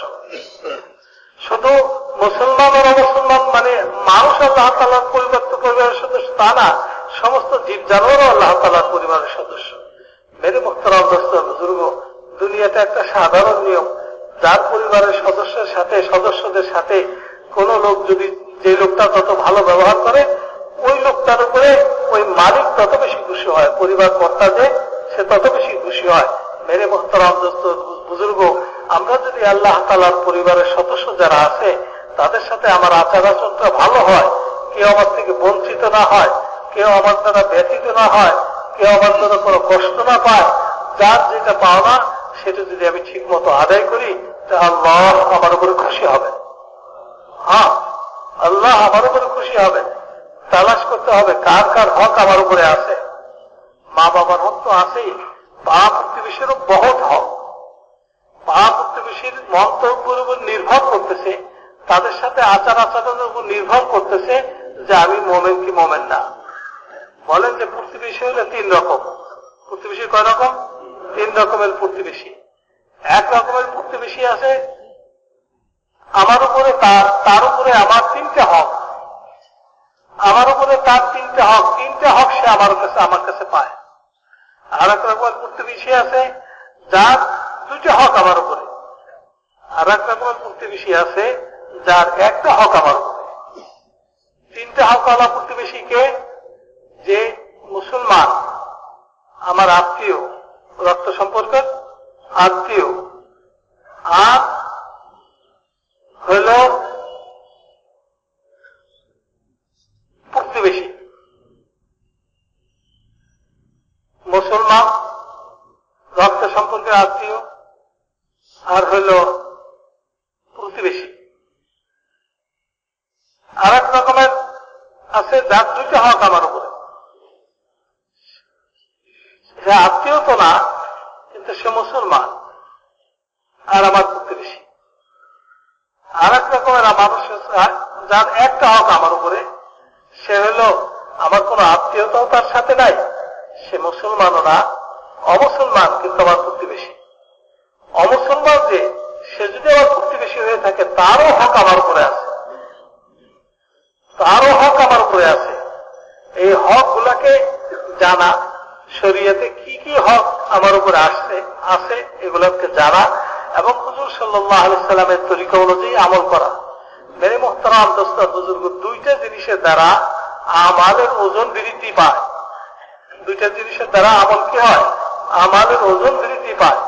একটা হলো যার আখলাক যত ভালো হবে তার আমল তত ওজনই হবে, আর একটা হলো যার মধ্যে ইখলাস যত বেশি হবে তার আমলের মধ্যে তত ওজন তত বাড়বে। মেরে মুহতারাম দোস্ত বুজুর্গ, আখলাকের দ্বারা আমালের ওজন বাড়ে, আখলাকের দ্বারা আমালের হেফাজত হয়। আমার আমল আমার জন্য থাকে, আমার আমল আমার জন্য থাকে। মেরে মুহতারাম দোস্ত বুজুর্গ, কেউ যদি আখলাকালা হইতে পারবে না অত সময় পর্যন্ত যত সময় পর্যন্ত নিজেকে বড় মনে করা ছাড়তে না পারবে যে আমি বড়, আমি যোগ্য। অর্থাৎ এটা ছেড়ে তাকে বিনয়ী হইতে হবে, মোতাবাজি হইতে হবে, মোতাবাজি হইতে হবে। কারণ স্বাভাবিক আমার মধ্যেই দেখি যে আমি যাকে আমার চেয়ে বড় মনে করি তার সাথে আমার আচার আচরণটা, কথাবার্তাটার ভাব কি থাকে, আর যাকে আমার চেয়ে ছোট মনে করি তার সাথে ভাবটা কি থাকে। যাকে আমি আমার চেয়ে বড় মনে করি তাকে কত আদবের সাথে সালাম দেই, তার সামনে যে কত বিনয়ী হয়ে দাঁড়ায়, কথাবার্তার সুর কত নরম থাকে, চাহনের মধ্যে কত সম্মান থাকে, ইজ্জত থাকে। আর যার চেয়ে নিজেকে আমি বড় মনে করি সেখানে আমার কথাবার্তার সুর বদল হয়ে যায়, দাঁড়ানোর ভাবভঙ্গি বদল হয়ে যায়। অর্থাৎ ওই তাকাপুরের ভাব, বড়ার ভাব আমার দিলের মধ্যে আসে। তো মেরে মুহতারাম দোস্ত বুজুর্গ, হাদিসের মধ্যে আসে যদি আমি মুতাওয়াজি হয়ে যাই তো কি হবে? আল্লাহ নবী বলেন যে মান তাওয়াযা লিল্লাহি রাফাহুল্লাহ, যে আল্লাহর জন্য মানুষের কাছে নিজে ছোট হয়ে যাবে, মানুষের সামনে নিজেকে ছোট করে দেখবে, ছোট হয়ে যাবে, আল্লাহ তাআলা তাকে বড় করে দেবে। আর যে মুতাওয়াজি হয়ে যাবে আল্লাহ তাআলা তার জন্য জান্নাতের মধ্যে ঘর বানায় দেবে।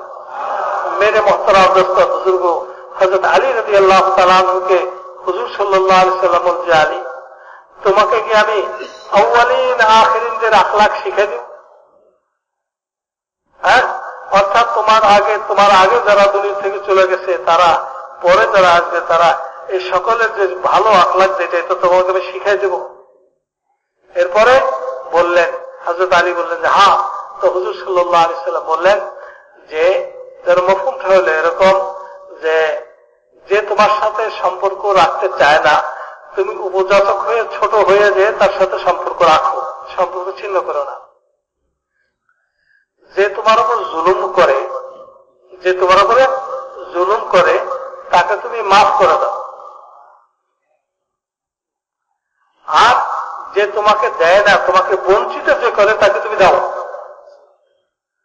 ফাদখুলিল জান্নাত রাব্বাক, তোমার রবের জান্নাত তোমার জন্য তৈরি হয়ে গেল, তুমি জান্নাতে চলে যাও। তো মেরে মুহতারাম দোস্ত বুজুর্গ, আমি যদি দ্বীনের উপর চলতে চাই, নবী যে দ্বীন নিয়ে আসছেন, যে দ্বীনের মধ্যে আল্লাহ তাআলা দুনিয়া আখিরাতের কামিয়াবি রাখছেন, তাইলে আমার ইয়াকিনকে ঠিক করার মেহনত করা লাগবে, আমার ইবাদতকে সহি করার মেহনত লাগবে। ইবাদত সহি করার মেহনত লাগবে।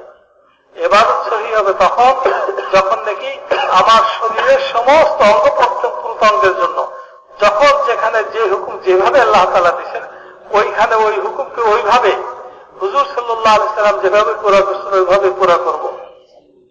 ওইভাবে পুরা করব এবং আমার আখলাকটা এমন হবে যে আমার কারণে কেউ যেন বঞ্চিত না হয়, আমার কারণে কেউ যেন লজ্জিত না হয়, হ্যাঁ, আমার কারণে কেউ যেন অপমানিত না হয়, আমি যেন কারো হককে নষ্ট না করে থাকি, আমি যেন কারো পাওনাকে দেই নাই এরকম যেন না হয়।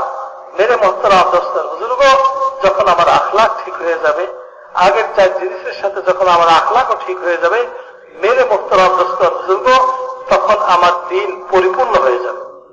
আমার দিন তখন ওজনই হবে, সারি হবে। তখন কিয়ামতের ময়দানে নেকির পাল্লার উপরে আমার इबादतेर ओजन बढ़े। तो इसके लिए हमें इल्म और जिक्र की फिजाओं को आम करना होगा।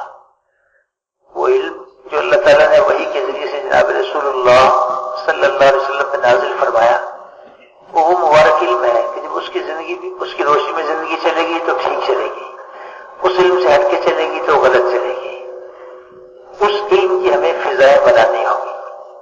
فضا کسے کہتے ہیں کہ جب معاشرے میں نیچے سے لے کے اوپر تک ہر طبقے میں اس کی بات چل رہی ہے تو کہتے ہیں اس بات کی فضا ہے۔ غریبوں میں، امیروں میں، بادشاہوں میں، فقیروں میں، مردوں میں، عورتوں میں، جب ہر طرف جس بات کا تذکرہ چلے تو کہتے ہیں وہ اس بات کی تو فضا ہے۔ ہمیں علم اور ذکر کی فضائیں عام کرنی ہوگی، اس لیے کہ یہ اللہ والا علم اس میں فضائل بھی ہیں، مسائل بھی ہیں، اور دونوں اپنی جگہ ضروری ہیں۔ فضائل کا علم تو ایمانیات میں سے ہے کہ جتنا فضائل کا علم عام ہوگا اتنا یقین میں ترقی ہوگی اور آدمی عمل کے راستے میں بڑھتا چلا جائے گا۔ اب یہ کہ عمل کیسے کرنا ہے اس کو پھر علماء کرام سے سیکھنا، اس کے مسائل کو سیکھنا، یہ بھی اسی درجے کا ضروری ہے۔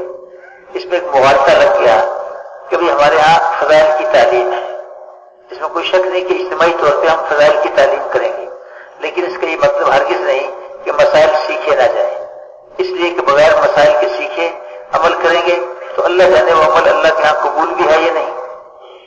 فضائل نماز میں لکھا ہے کہ ایک آدمی 60 برس تک نماز پڑھتا ہے، ایک نماز بھی قبول نہیں ہوتی۔ اب یہ بے نمازی کو نہیں کہا، نمازی کو کہا۔ کیا وجہ؟ کہ مسائل کو سیکھے بغیر نماز پڑھ رہا ہے، کبھی رکوع ٹھیک نہیں کرتا، کبھی سجدہ ٹھیک نہیں کرتا، کبھی قاعدہ جلسہ میں کوتاہی کرتا ہے، کبھی کسی چیز میں، کبھی کسی چیز میں۔ تو اس میں فضائل کے حلقوں کو بھی عام کرنا ہوگا، اور اس رخ پہ ہر مسلمان کو ڈالنے کی ضرورت ہے کہ ہر مسلمان اپنے علماء کرام کے پاس جا کر اپنے حصے کا علم سیکھے۔ صبح سے شام تک جو چیز ہمیں پیش ہے، گھر کی زندگی کیسے چلانی ہے، ایک ہے ہمارا رواج کیا ہے، ایک یہ ہے کہ اللہ کے نبی علیہ السلام نے کیا طریقے بتائے گھر کی زندگی چلانے کے۔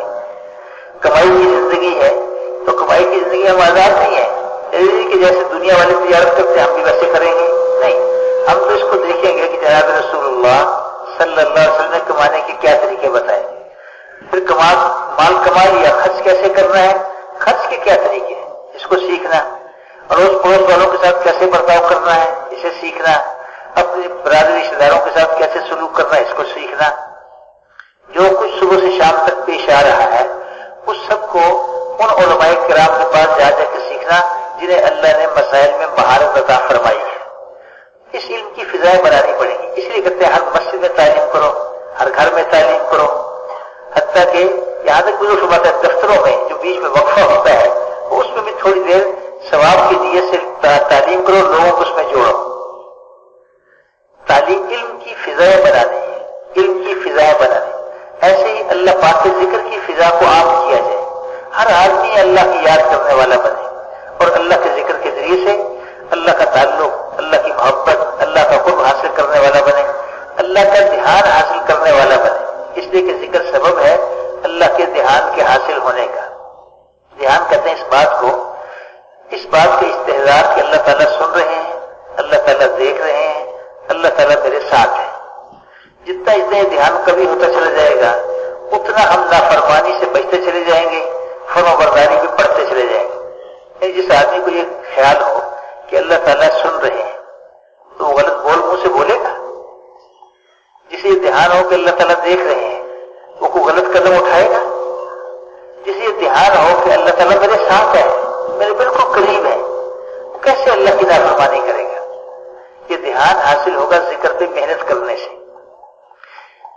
محنت کرنا تاکہ ہمیں اللہ پاک کا دھیان حاصل ہو جائے، اور اس ذکر کو عام کرنا۔ ہمارے گھروں میں مرد بھی، عورتیں بھی، بچے بھی، بچیاں بھی، سب ذکر میں تسبیحات بھی ہیں، تلاوت بھی ہے، مصنون دعائیں بھی ہیں، مصنون اذکار بھی ہیں۔ یہ ساری چیزوں پہ ہمارے گھروں میں بھی یہ فضا بن جائے، ہمارے محلوں میں فضا قائم ہو جائے، اور مسجد کی جماعت سے گھر گھر میں اس بات کی فضا بنانے کی کوشش کی جائے۔ بازاروں میں اللہ کا ذکر ہو، دفتروں میں، راستوں میں، کہتے ہیں جب تک آدمی کے ہونٹ اللہ پاک کے ذکر میں حرکت کرتے رہتے ہیں اللہ پاک کی رحمت اس پہ برستی رہتی ہے۔ اللہ کی تو بات ہم ہر جگہ اللہ پاک کی رحمت اترنے کا ذریعہ بن سکتے ہیں۔ تو جتنا علم اور ذکر کی فضائیں عام ہوگی، اس لیے کہ یہ علم اور یہ ذکر یہی سبب ہے یقینوں کی تقویت کا۔ دعوت سے آدمی جو یقین حاصل کرتا ہے उसको कुव्वत मिलती है इल्म से और जिक्र से। यही इबादत के सही नए पे आने का जरिए भी यही बनेगा और अखलाक की दुरुस्ती का जरिए भी यही बनेगा। तो मोहतरम बुजुर्गों दोस्तों, हमें तो इल्म और जिक्र की फिजाएं कायम करनी होगी। ये वो आमाल है कि अगर इन पे मेहनत कर ली जाए, तो इंशाअल्लाह मेहनत में नबी करीम सल्लल्लाहु अलैहि वसल्लम का तरीका भी जिंदा हो जाएगा और जिंदगी के शोबों में नबी अलैहिस्सलाम के तरीके चालू भी हो जाएंगे। इसलिए ये बुनियादें हैं जिस पे हमें आपको मेहनत करनी है और हर मुसलमान को इन बुनियादों पर मेहनत करने वाला बनाने की मेहनत करनी है। तो मेरे मोहतरम दोस्तों बुजुर्गों, নিজের একিনকে ঠিক করার মেহনতের সাথে সাথে ইবাদতকে সহি নাহজের উপরে আনার মেহনত করার সাথে সাথে নিজের আখলাককে দুরুস্ত করার মেহনতের সাথে সাথে চতুর্থ জিনিস যেটা আমাদেরকে ঠিক করতে হবে সেটা হলো এলেমে জিকিরের ফিজাকে আম করতে হবে। অর্থাৎ সব জায়গায় এলেমের আলোচনা, সব জায়গায় বসবাস করনেওয়ালা পুরুষ, মহিলা, বাচ্চা, বুড়া সবাই আল্লাহ তাআলার জিকিরের মধ্যে সময় কাটায়, অর্থাৎ আল্লাহ তাআলার ধ্যান সবার হাসিল হয়। ফেজা কাকে বলে? সব এলেমের ফেজা বানাবে, এই ফেজা কাকে বলে? ফেজা হলো আমরা যেখানে বসবাস করি সেখানে ছোট থেকে বড় পর্যন্ত জওয়ান বুড়া সকলের মধ্যেই একটা কথা যদি চালু হয়ে যায় যে ছোট যারা তারাও এটা আলোচনা করতেছে, বড় যারা তারাও এটা আলোচনা করতেছে, খামারে কাজ করতেছে তারাও এই জিনিস আলোচনা করে, যারা নাকি অফিস আদালতে আছে তারাও একই জিনিসের আলোচনা করে। হ্যাঁ, তখন মানুষ কি বলে, আরে এটা তো একটা ফেজা কায়েম হয়ে গেছে এখানে। ঘরে বাইরে সব জায়গায় যে আলোচনাটা সকলে মিলে করে, সকলে করে, দুইজন একত্রিত হলে করে, পাঁচজন একত্রিত হলে করে, রাস্তায় চলতে চলতে করে, বাজারে করে, দোকানে করে, চায়ের দোকানে করে, এটা হলো ওই জিনিসের ওই কথাটার ফেজা। অনুরূপ ভাবে সব জায়গায় এলেমে জিকিরের ফেজা কায়েম করা, এলেমের চর্চা সব জায়গায়।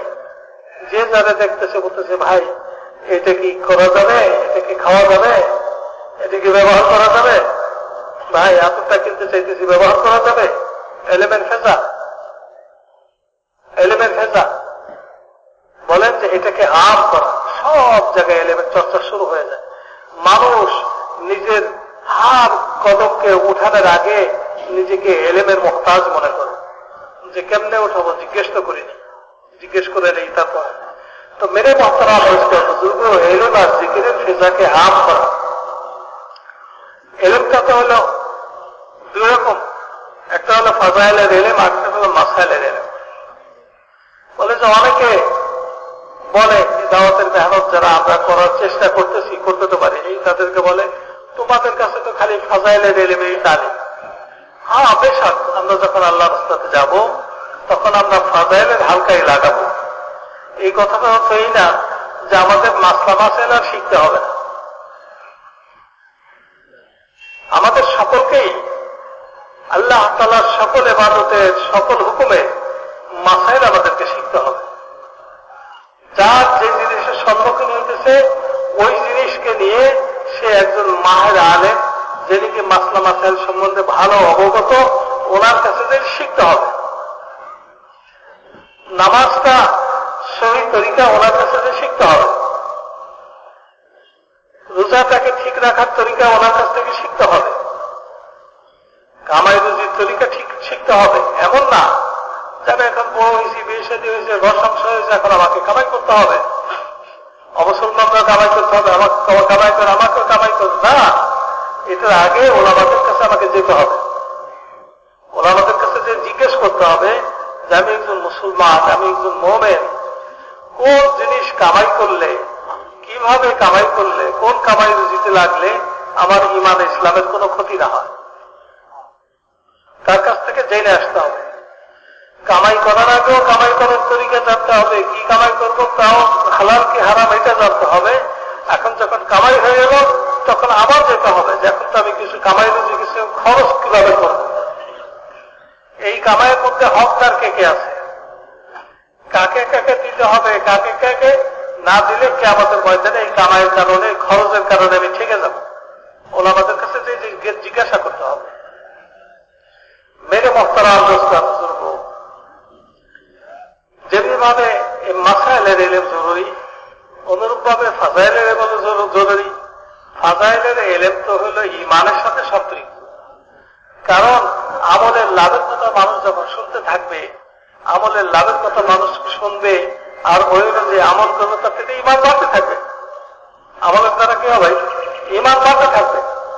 আর ঈমান যত বেশি বাড়বে, তত বেশি আল্লাহর ভয় তার মধ্যে পয়দা হতে থাকবে। এই জন্য মাসাইলের এলেমও জরুরি, ফাজাইলের এলেমও জরুরি। এমন না যে আমরা তো ফাজাইলের তালিমের লয়ে বসে দিচ্ছি, আমাদের কোন মাসলা মাসাইলের এলেমের কোনো দরকার নেই। না, মাসলা মাসাইলের এলেম আমাদের জন্য জরুরি, খুব জরুরি। তো মেরে মোহতারাম দোস্ত বুজুর্গ, অনুরূপ ভাবে আল্লাহ এই ফাজাইলের তালিমের হালকা যেটা আমরা আল্লাহর যখন চলবো তখন এই হালকা তো লাগাবই। নিজের ঘরের মধ্যে ফাজাইলের তালিমের হালকা যেন চলে, নিজের মসজিদেও ফাজাইলের তালিমের হালকাতে আমি বসবো। যদি এটা ফেজা বানাইতে চাই, ঘরে বাইরে বাজারেও যেন ফাজাইলের তালিমের হালকা হয়। বলেন তো, এই পর্যন্ত বলা হয় যে কোনো মানুষ যদি যারা চাকরি করে তাদের যে দুপুরের সময় একটু টিফিনের টাইম থাকে, ওই সময়ের জন্য সে ফাজাইলের হালকা তালিমের হালকা করে বানায়, আশেপাশে যারা আছে তাদেরকে ডাকে, যাতে করে ওইখানেও এলেমের একটা মাহল, এলেমের একটা ফেজা কায়েম হয়। এলেমের একটা ফেজা কি হয়? এলেমের একটা ফেজা কায়েম হয়। মেরে মোহতারাম দোস্ত বুজুর্গ, যেমনি ভাবে এলেম জরুরি, অনুরূপ ভাবে জিকিরও জরুরি। জিকিরের দ্বারা আল্লাহ তাআলার ধ্যান নসিব হয়। আমি যেখানেই থাকি, যে অবস্থায় থাকি না কেন, আমি যেন আল্লাহ তাআলার জিকিরের মধ্যে থাকি। সব আমাদের একটা পরিমাণ নির্ধারণ করা আছে, জিকিরের কোন পরিমাণ নির্ধারণ করা নাই। জিকিরকে তো আল্লাহ তাআলা অধিক পরিমাণে করার জন্য বলছেন। আল্লাহর জিকিরের মধ্যে থাকি। জিকিরের দ্বারা মাকসাদটা কি? জিকিরের দ্বারা মাকসাদ হল আল্লাহ তাআলার ধ্যান পয়দা হয়ে যায়। কিভাবে কিভাবে আল্লাহ ধ্যান পয়দা হয়? যে সার্বক্ষণিক ভাবে 24 ঘন্টা তার দিলের মধ্যে এই কথাটা যেন থাকে যে আল্লাহ তাআলা দেখতেছেন আমি কি করতেছি, আল্লাহ তাআলা জানেন আমি কি করতেছি, আল্লাহ তাআলা আমার সাথে আছেন। কোন মানুষের যদি এই কথাটার প্রতি বিশ্বাস থাকে, এখানে থাকে যে আল্লাহ আমি কি করতেছি আল্লাহ তাআলা জানা আছে, আল্লাহ তাআলা জানা আছে, তাহলে সক্ষম সে করতে পারবে। আর মানুষ কত সতর্ক হয় যে আমি যেটা করি পুলিশে জানে, রিপোর্ট আছে, র্যাবে জানে, তাইলে আল্লাহ তাআলা জানেন এই কথাটার বিশ্বাস যদি অন্তরে থাকে, তাইলে কত গুনাহ তার জন্য ছাড়া সহজ হয়ে যাবে। কত গুনাহ সে করতে পারবে না।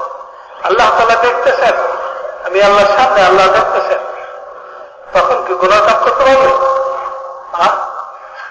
আর যদি একদিন হাসিল হয়ে যায় চূড়ান্ত যেটা, সেটা হলো আল্লাহ আমার সাথে আছে।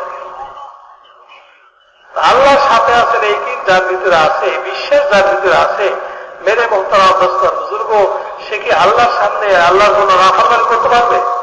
মেরে মোহতারাম দোস্ত বুজুর্গ, অধিক পরিমাণে জিকিরের দ্বারা যখন আল্লাহ তাআলার ধ্যান নসিব হবে, তখন গুনাহ ছাড়া সহজ হয়ে যাবে, নেকি করার রাস্তা আমার জন্য প্রশস্ত হয়ে যাবে, আল্লাহ তাআলার নৈকট্য অর্জন হবে, আল্লাহ তাআলার সাথে আমার দূরত্ব কমতে থাকবে, আল্লাহ তাআলা আমার উপর রাজি হয়ে যাবে, আল্লাহ তাআলা কি হয়ে যাবেন?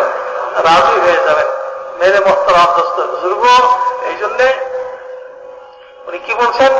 ইলম ও জিকিরের ফেজাকে আম করা, অর্থাৎ এটা ব্যাপকভাবে পরিবেশের সৃষ্টি হয়, সকলেই ইলমের জিকিরের মধ্যে মশগুল থাকে, সকলের মুখেই ইলমের আলোচনা, আর সকলের মুখেই জিকির, আল্লাহ তাআলার জিকির।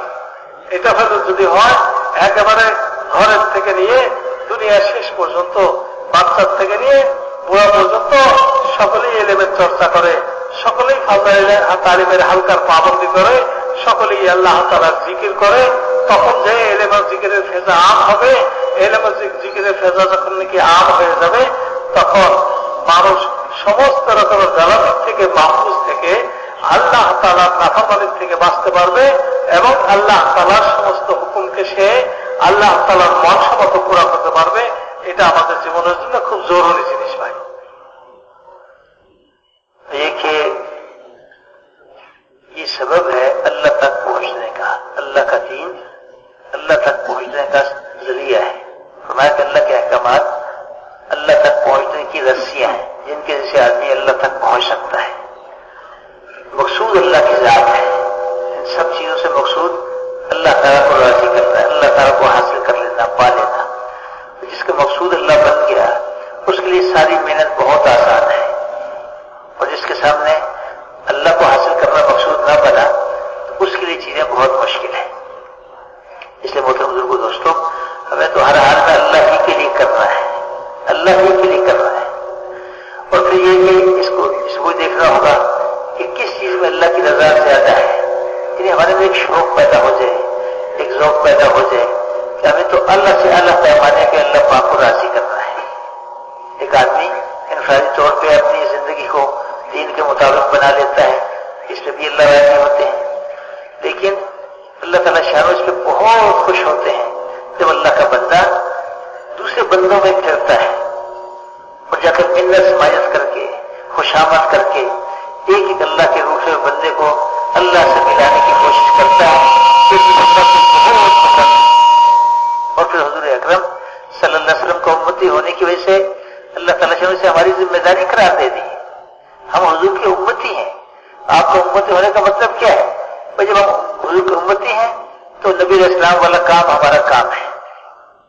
तिजारत, ज़राअत, ये जो चीजें हैं ये हमारा असली काम नहीं है, हमारी जरूरतें, जरूरत के इनमें लगेंगे, बल्कि लगने के जो तरीके बताए उसी के मुताबिक लगेंगे, इसमें भी अल्लाह के यहाँ से अजर मिलेगा। लेकिन हमारा दुनिया में वजूद इन चीजों के लिए नहीं है कि छोटे घर से बड़ा घर बन जाए, थोड़े माल से ज्यादा माल हासिल हो जाए, छोटे ओहदे से बड़ा ओहदा हो जाए। ये हमारे दुनिया में वजूद का मकसद नहीं है। अल्लाह ताला ने हमारा मकसद वो करार दिया जो मकसद जनाब रसूलुल्लाह सल्लल्लाहु अलैहि वसल्लम की बेइज्जत का है कि सारी दुनिया के सारे इंसान क़यामत तक आने वाले वो सारे के सारे ईमान इस्लाम में आकर अल्लाह पाक की ज़ात आने पे यकीन करते हुए उन आमाल को इख्तियार कर लें ताकि अल्लाह ताला खुश होकर इनकी आखिर भी बना दे, दुनिया में बना दे।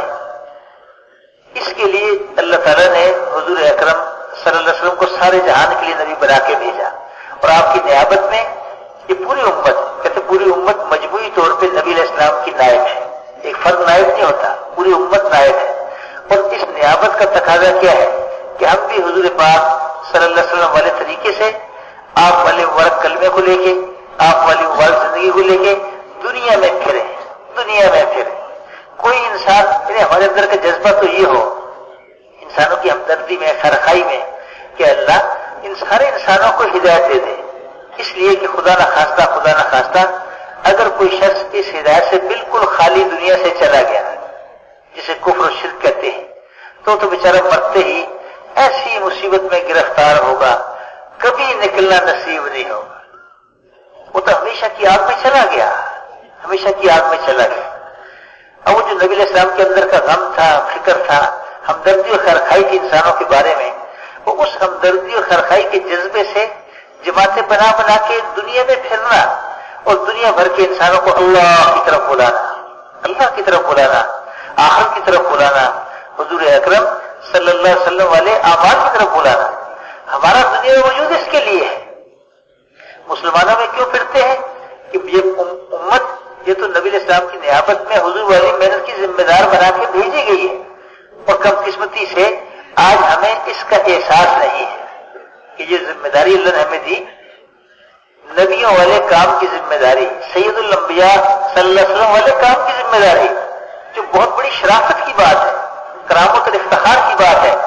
आज सच्ची बात है कि हमें इस जिम्मेदारी का एहसास नहीं रहा। इसलिए जमातें मुसलमानों में फिरती हैं कि मुसलमानों में फिर फिर कर एक एक मुसलमान की मिन्नत की जाए, समाजत की जाए, तरगीब दी जाए, और इस बात की आमादा किया जाए कि हम हुजूर के उम्मती हैं, हमारे जिम्मे सारा जहान है।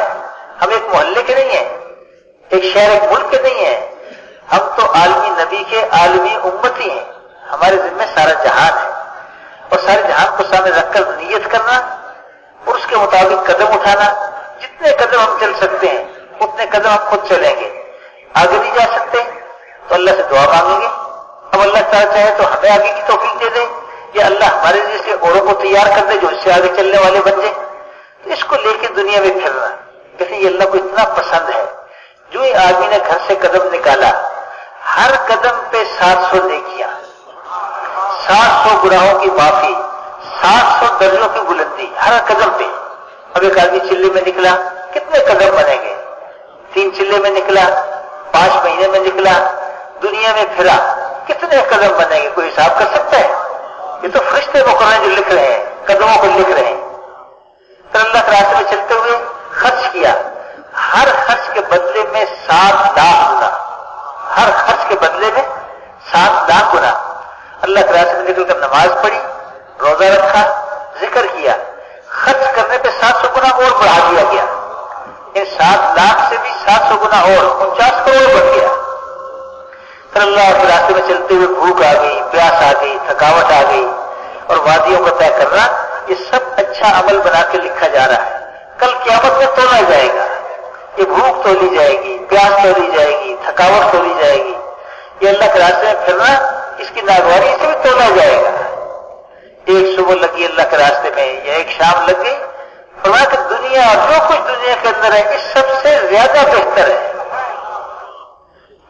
چلتے دعوت دی کسی کو, اللہ کی طرف بلایا تو اللہ تعالیٰ کیا فرماتے ہیں؟ اس سے بہتر کس کی بات ہو سکتی ہے جو لوگوں کو اللہ کی طرف بلائے. دنیا میں ہر وقت لاکھوں کروڑوں انسان بول رہے ہیں. اللہ کے یہاں سب سے اچھا بول کس کا بول ہے؟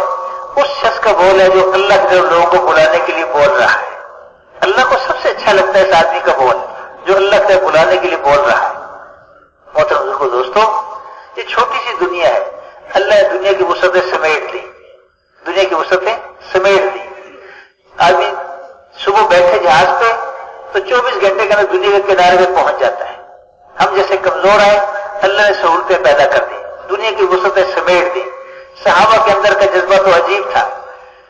سواریاں نہیں تھی, اونٹوں پہ, گھوڑوں پہ, پیدل اللہ کے راستے میں نکلے اور اللہ تعالیٰ, اور اس میں بھوک آئی, بھوک کو برداشت کیا, پیاس آئی, پیاس کو برداشت کیا, بغیر جوتوں کے چلے, کپڑوں کی کمی کے باوجود چلے, گھر بار کی جدائیاں برداشت کی. اللہ تعالیٰ نے ان کے پھرنے کو قبول فرما کر عالم بھر میں اسلام کی باتوں کو چلا دیا. یہ جو ہمیں دنیا میں اسلام نظر آتا ہے یہ انہیں کی لگائے دھکا ہے اس گاڑی کا. محترم بزرگوں دوستوں, یہ وہ راستہ ہے جس کو سارے انبیاء علیہ السلام لے کر آئے, جس راستے پہ انبیاء چلے, صحابہ چلے. ہم آپ بھی چلیں گے, اللہ کل قیامت میں حشر ان کے ساتھ کر دیں گے. کیسا مزہ ہوگا, کیسا مزہ ہوگا. اصل مسئلہ تو آخرت کا ہے, جنت کا ہے. میدان حشر میں حضور اکرم صلی اللہ علیہ وسلم جب امت کو لے کے چلیں تو ہم بھی آپ کے ساتھ اللہ کے سامنے پیش ہو جائیں. آج محنت کا میدان ہے, یہ جوانیاں ہیں, اللہ کے راستے میں جوانیاں لگ جائیں. اس جوانی پہ اللہ ہمیشہ کی آخرت کی جوانی دیں گے جس میں پھر کبھی بڑھاپا نہیں آئے گا. یہ بڑھاپے اللہ کے راستے میں لگ جائیں, اس کے بدلے میں اللہ اس بڑھاپے کو جوانی میں تبدیل کر کے جنت میں داخل فرمائیں گے. آج دنیا میں تھوڑی دیر کی جدائی برداشت کریں گے ان گھر والوں کی اللہ کے لیے, کل اللہ تعالیٰ ہمیشہ کے لیے ان گھر والوں کا ساتھ ہمیں نصیب فرما دیں گے جنتوں میں. اصل مزے کی جگہ تو جنت ہے. کیا چھوٹی چھوٹی چیزوں نے ہمیں اتنی بڑی جنت سے غافل کر دیا. اور اللہ تعالیٰ یہ بھی سنا علماء کرام سے کہ کل قیامت میں جب انبیاء علیہ السلام کی کرسیاں لگیں گی تو ان کے قریب کچھ کرسیاں لگائی جائیں گی جن پہ جو لوگ بیٹھیں گے ان پہ نبوت کی علامت نہیں ہوگی. تو انبیاء علیہ السلام پوچھیں گے یہ کون لوگ ہیں؟ تو عرض کیا جائے گا, فرشتے بتائیں گے کہ یہ امت محمدیہ کے افراد ہیں. اور فرماتے ہیں کہ لکھا ہے کہ گلیوں میں پھرتے تھے, گلیوں میں پھرتے تھے لوگوں کو اللہ کی طرف بلانے کے لیے.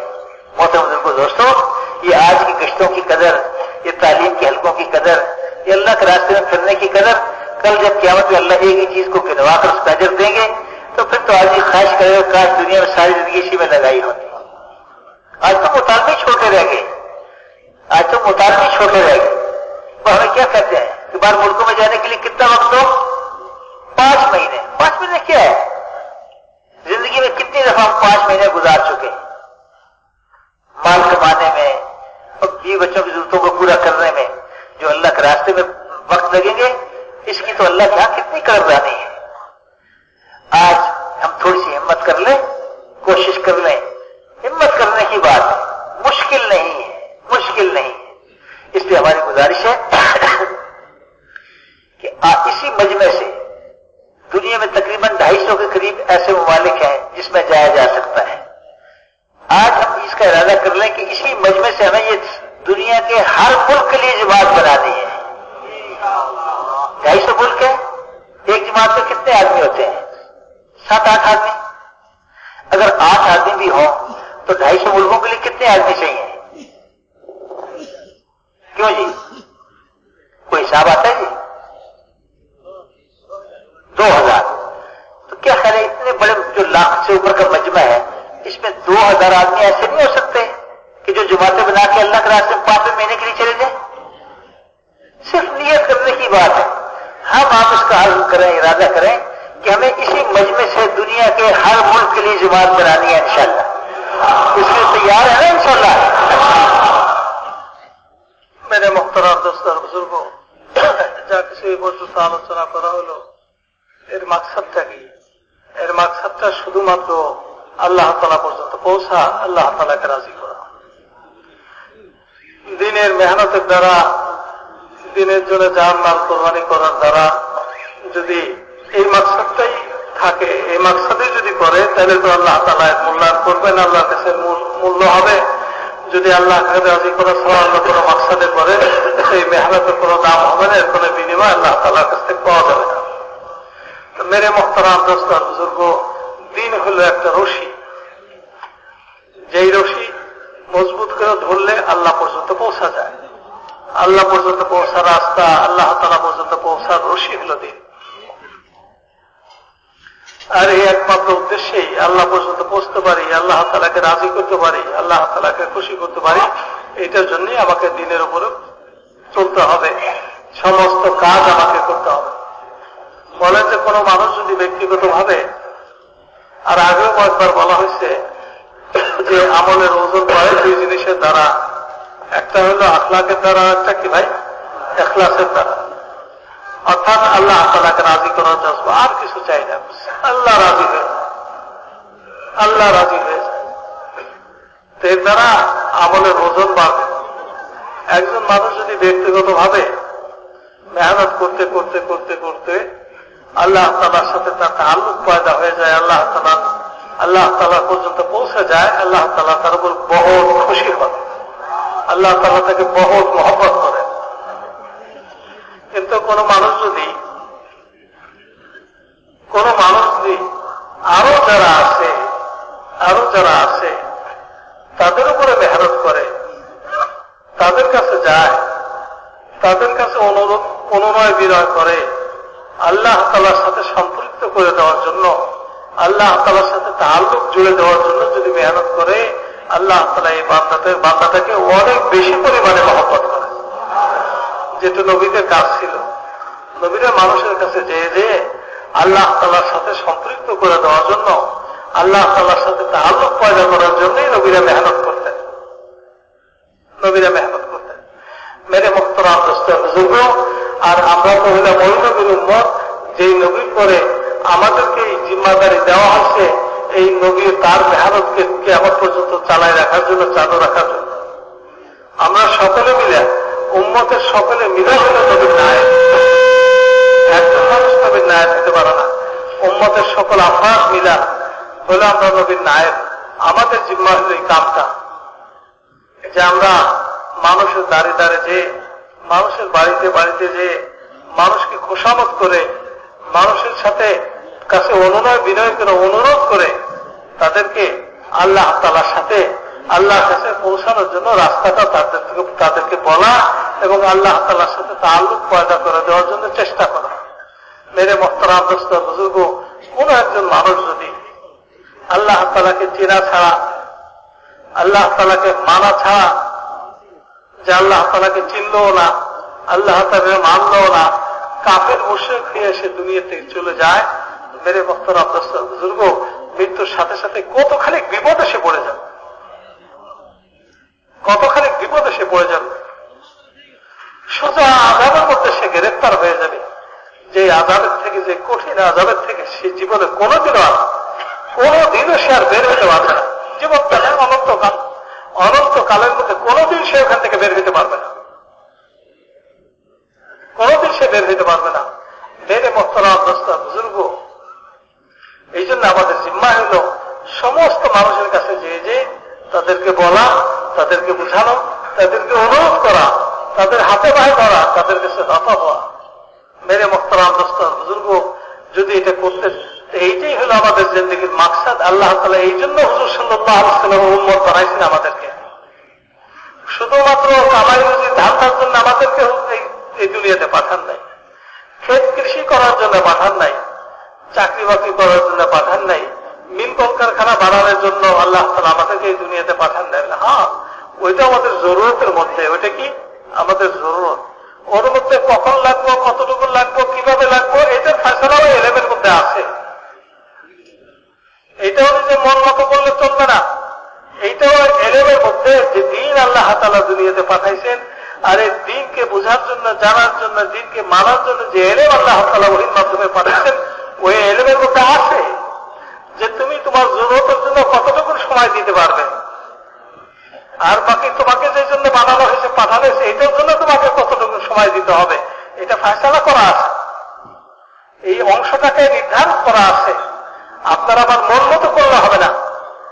মেরে মোহতারাম দোস্ত বুজুর্গ, হ্যাঁ, এমন হইতে পারে যে নবীর নিয়ামতের কারণে, নবীওয়ালা জিম্মেদারি আদায় করতে যাওয়ার কারণে অনেক সময় আমি প্রচন্ড ক্ষুধার সম্মুখীন হয়ে যাব, যেখানে আমার কোনো খাওয়া দাওয়ার ব্যবস্থা থাকবে না।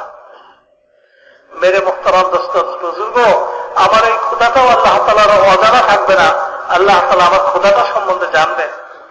যদি আমার এই ক্ষুধার কষ্টটা আল্লাহকে পাওয়ার জন্য, আল্লাহকে রাজি করার জন্য, আল্লাহ তাআলার পক্ষ থেকে অর্পিত দায়িত্বকে আদায় করার জন্য হয়ে থাকে, তো কিয়ামতের ময়দানে এই ক্ষুধা নেকির পাল্লায় ওজন হবে।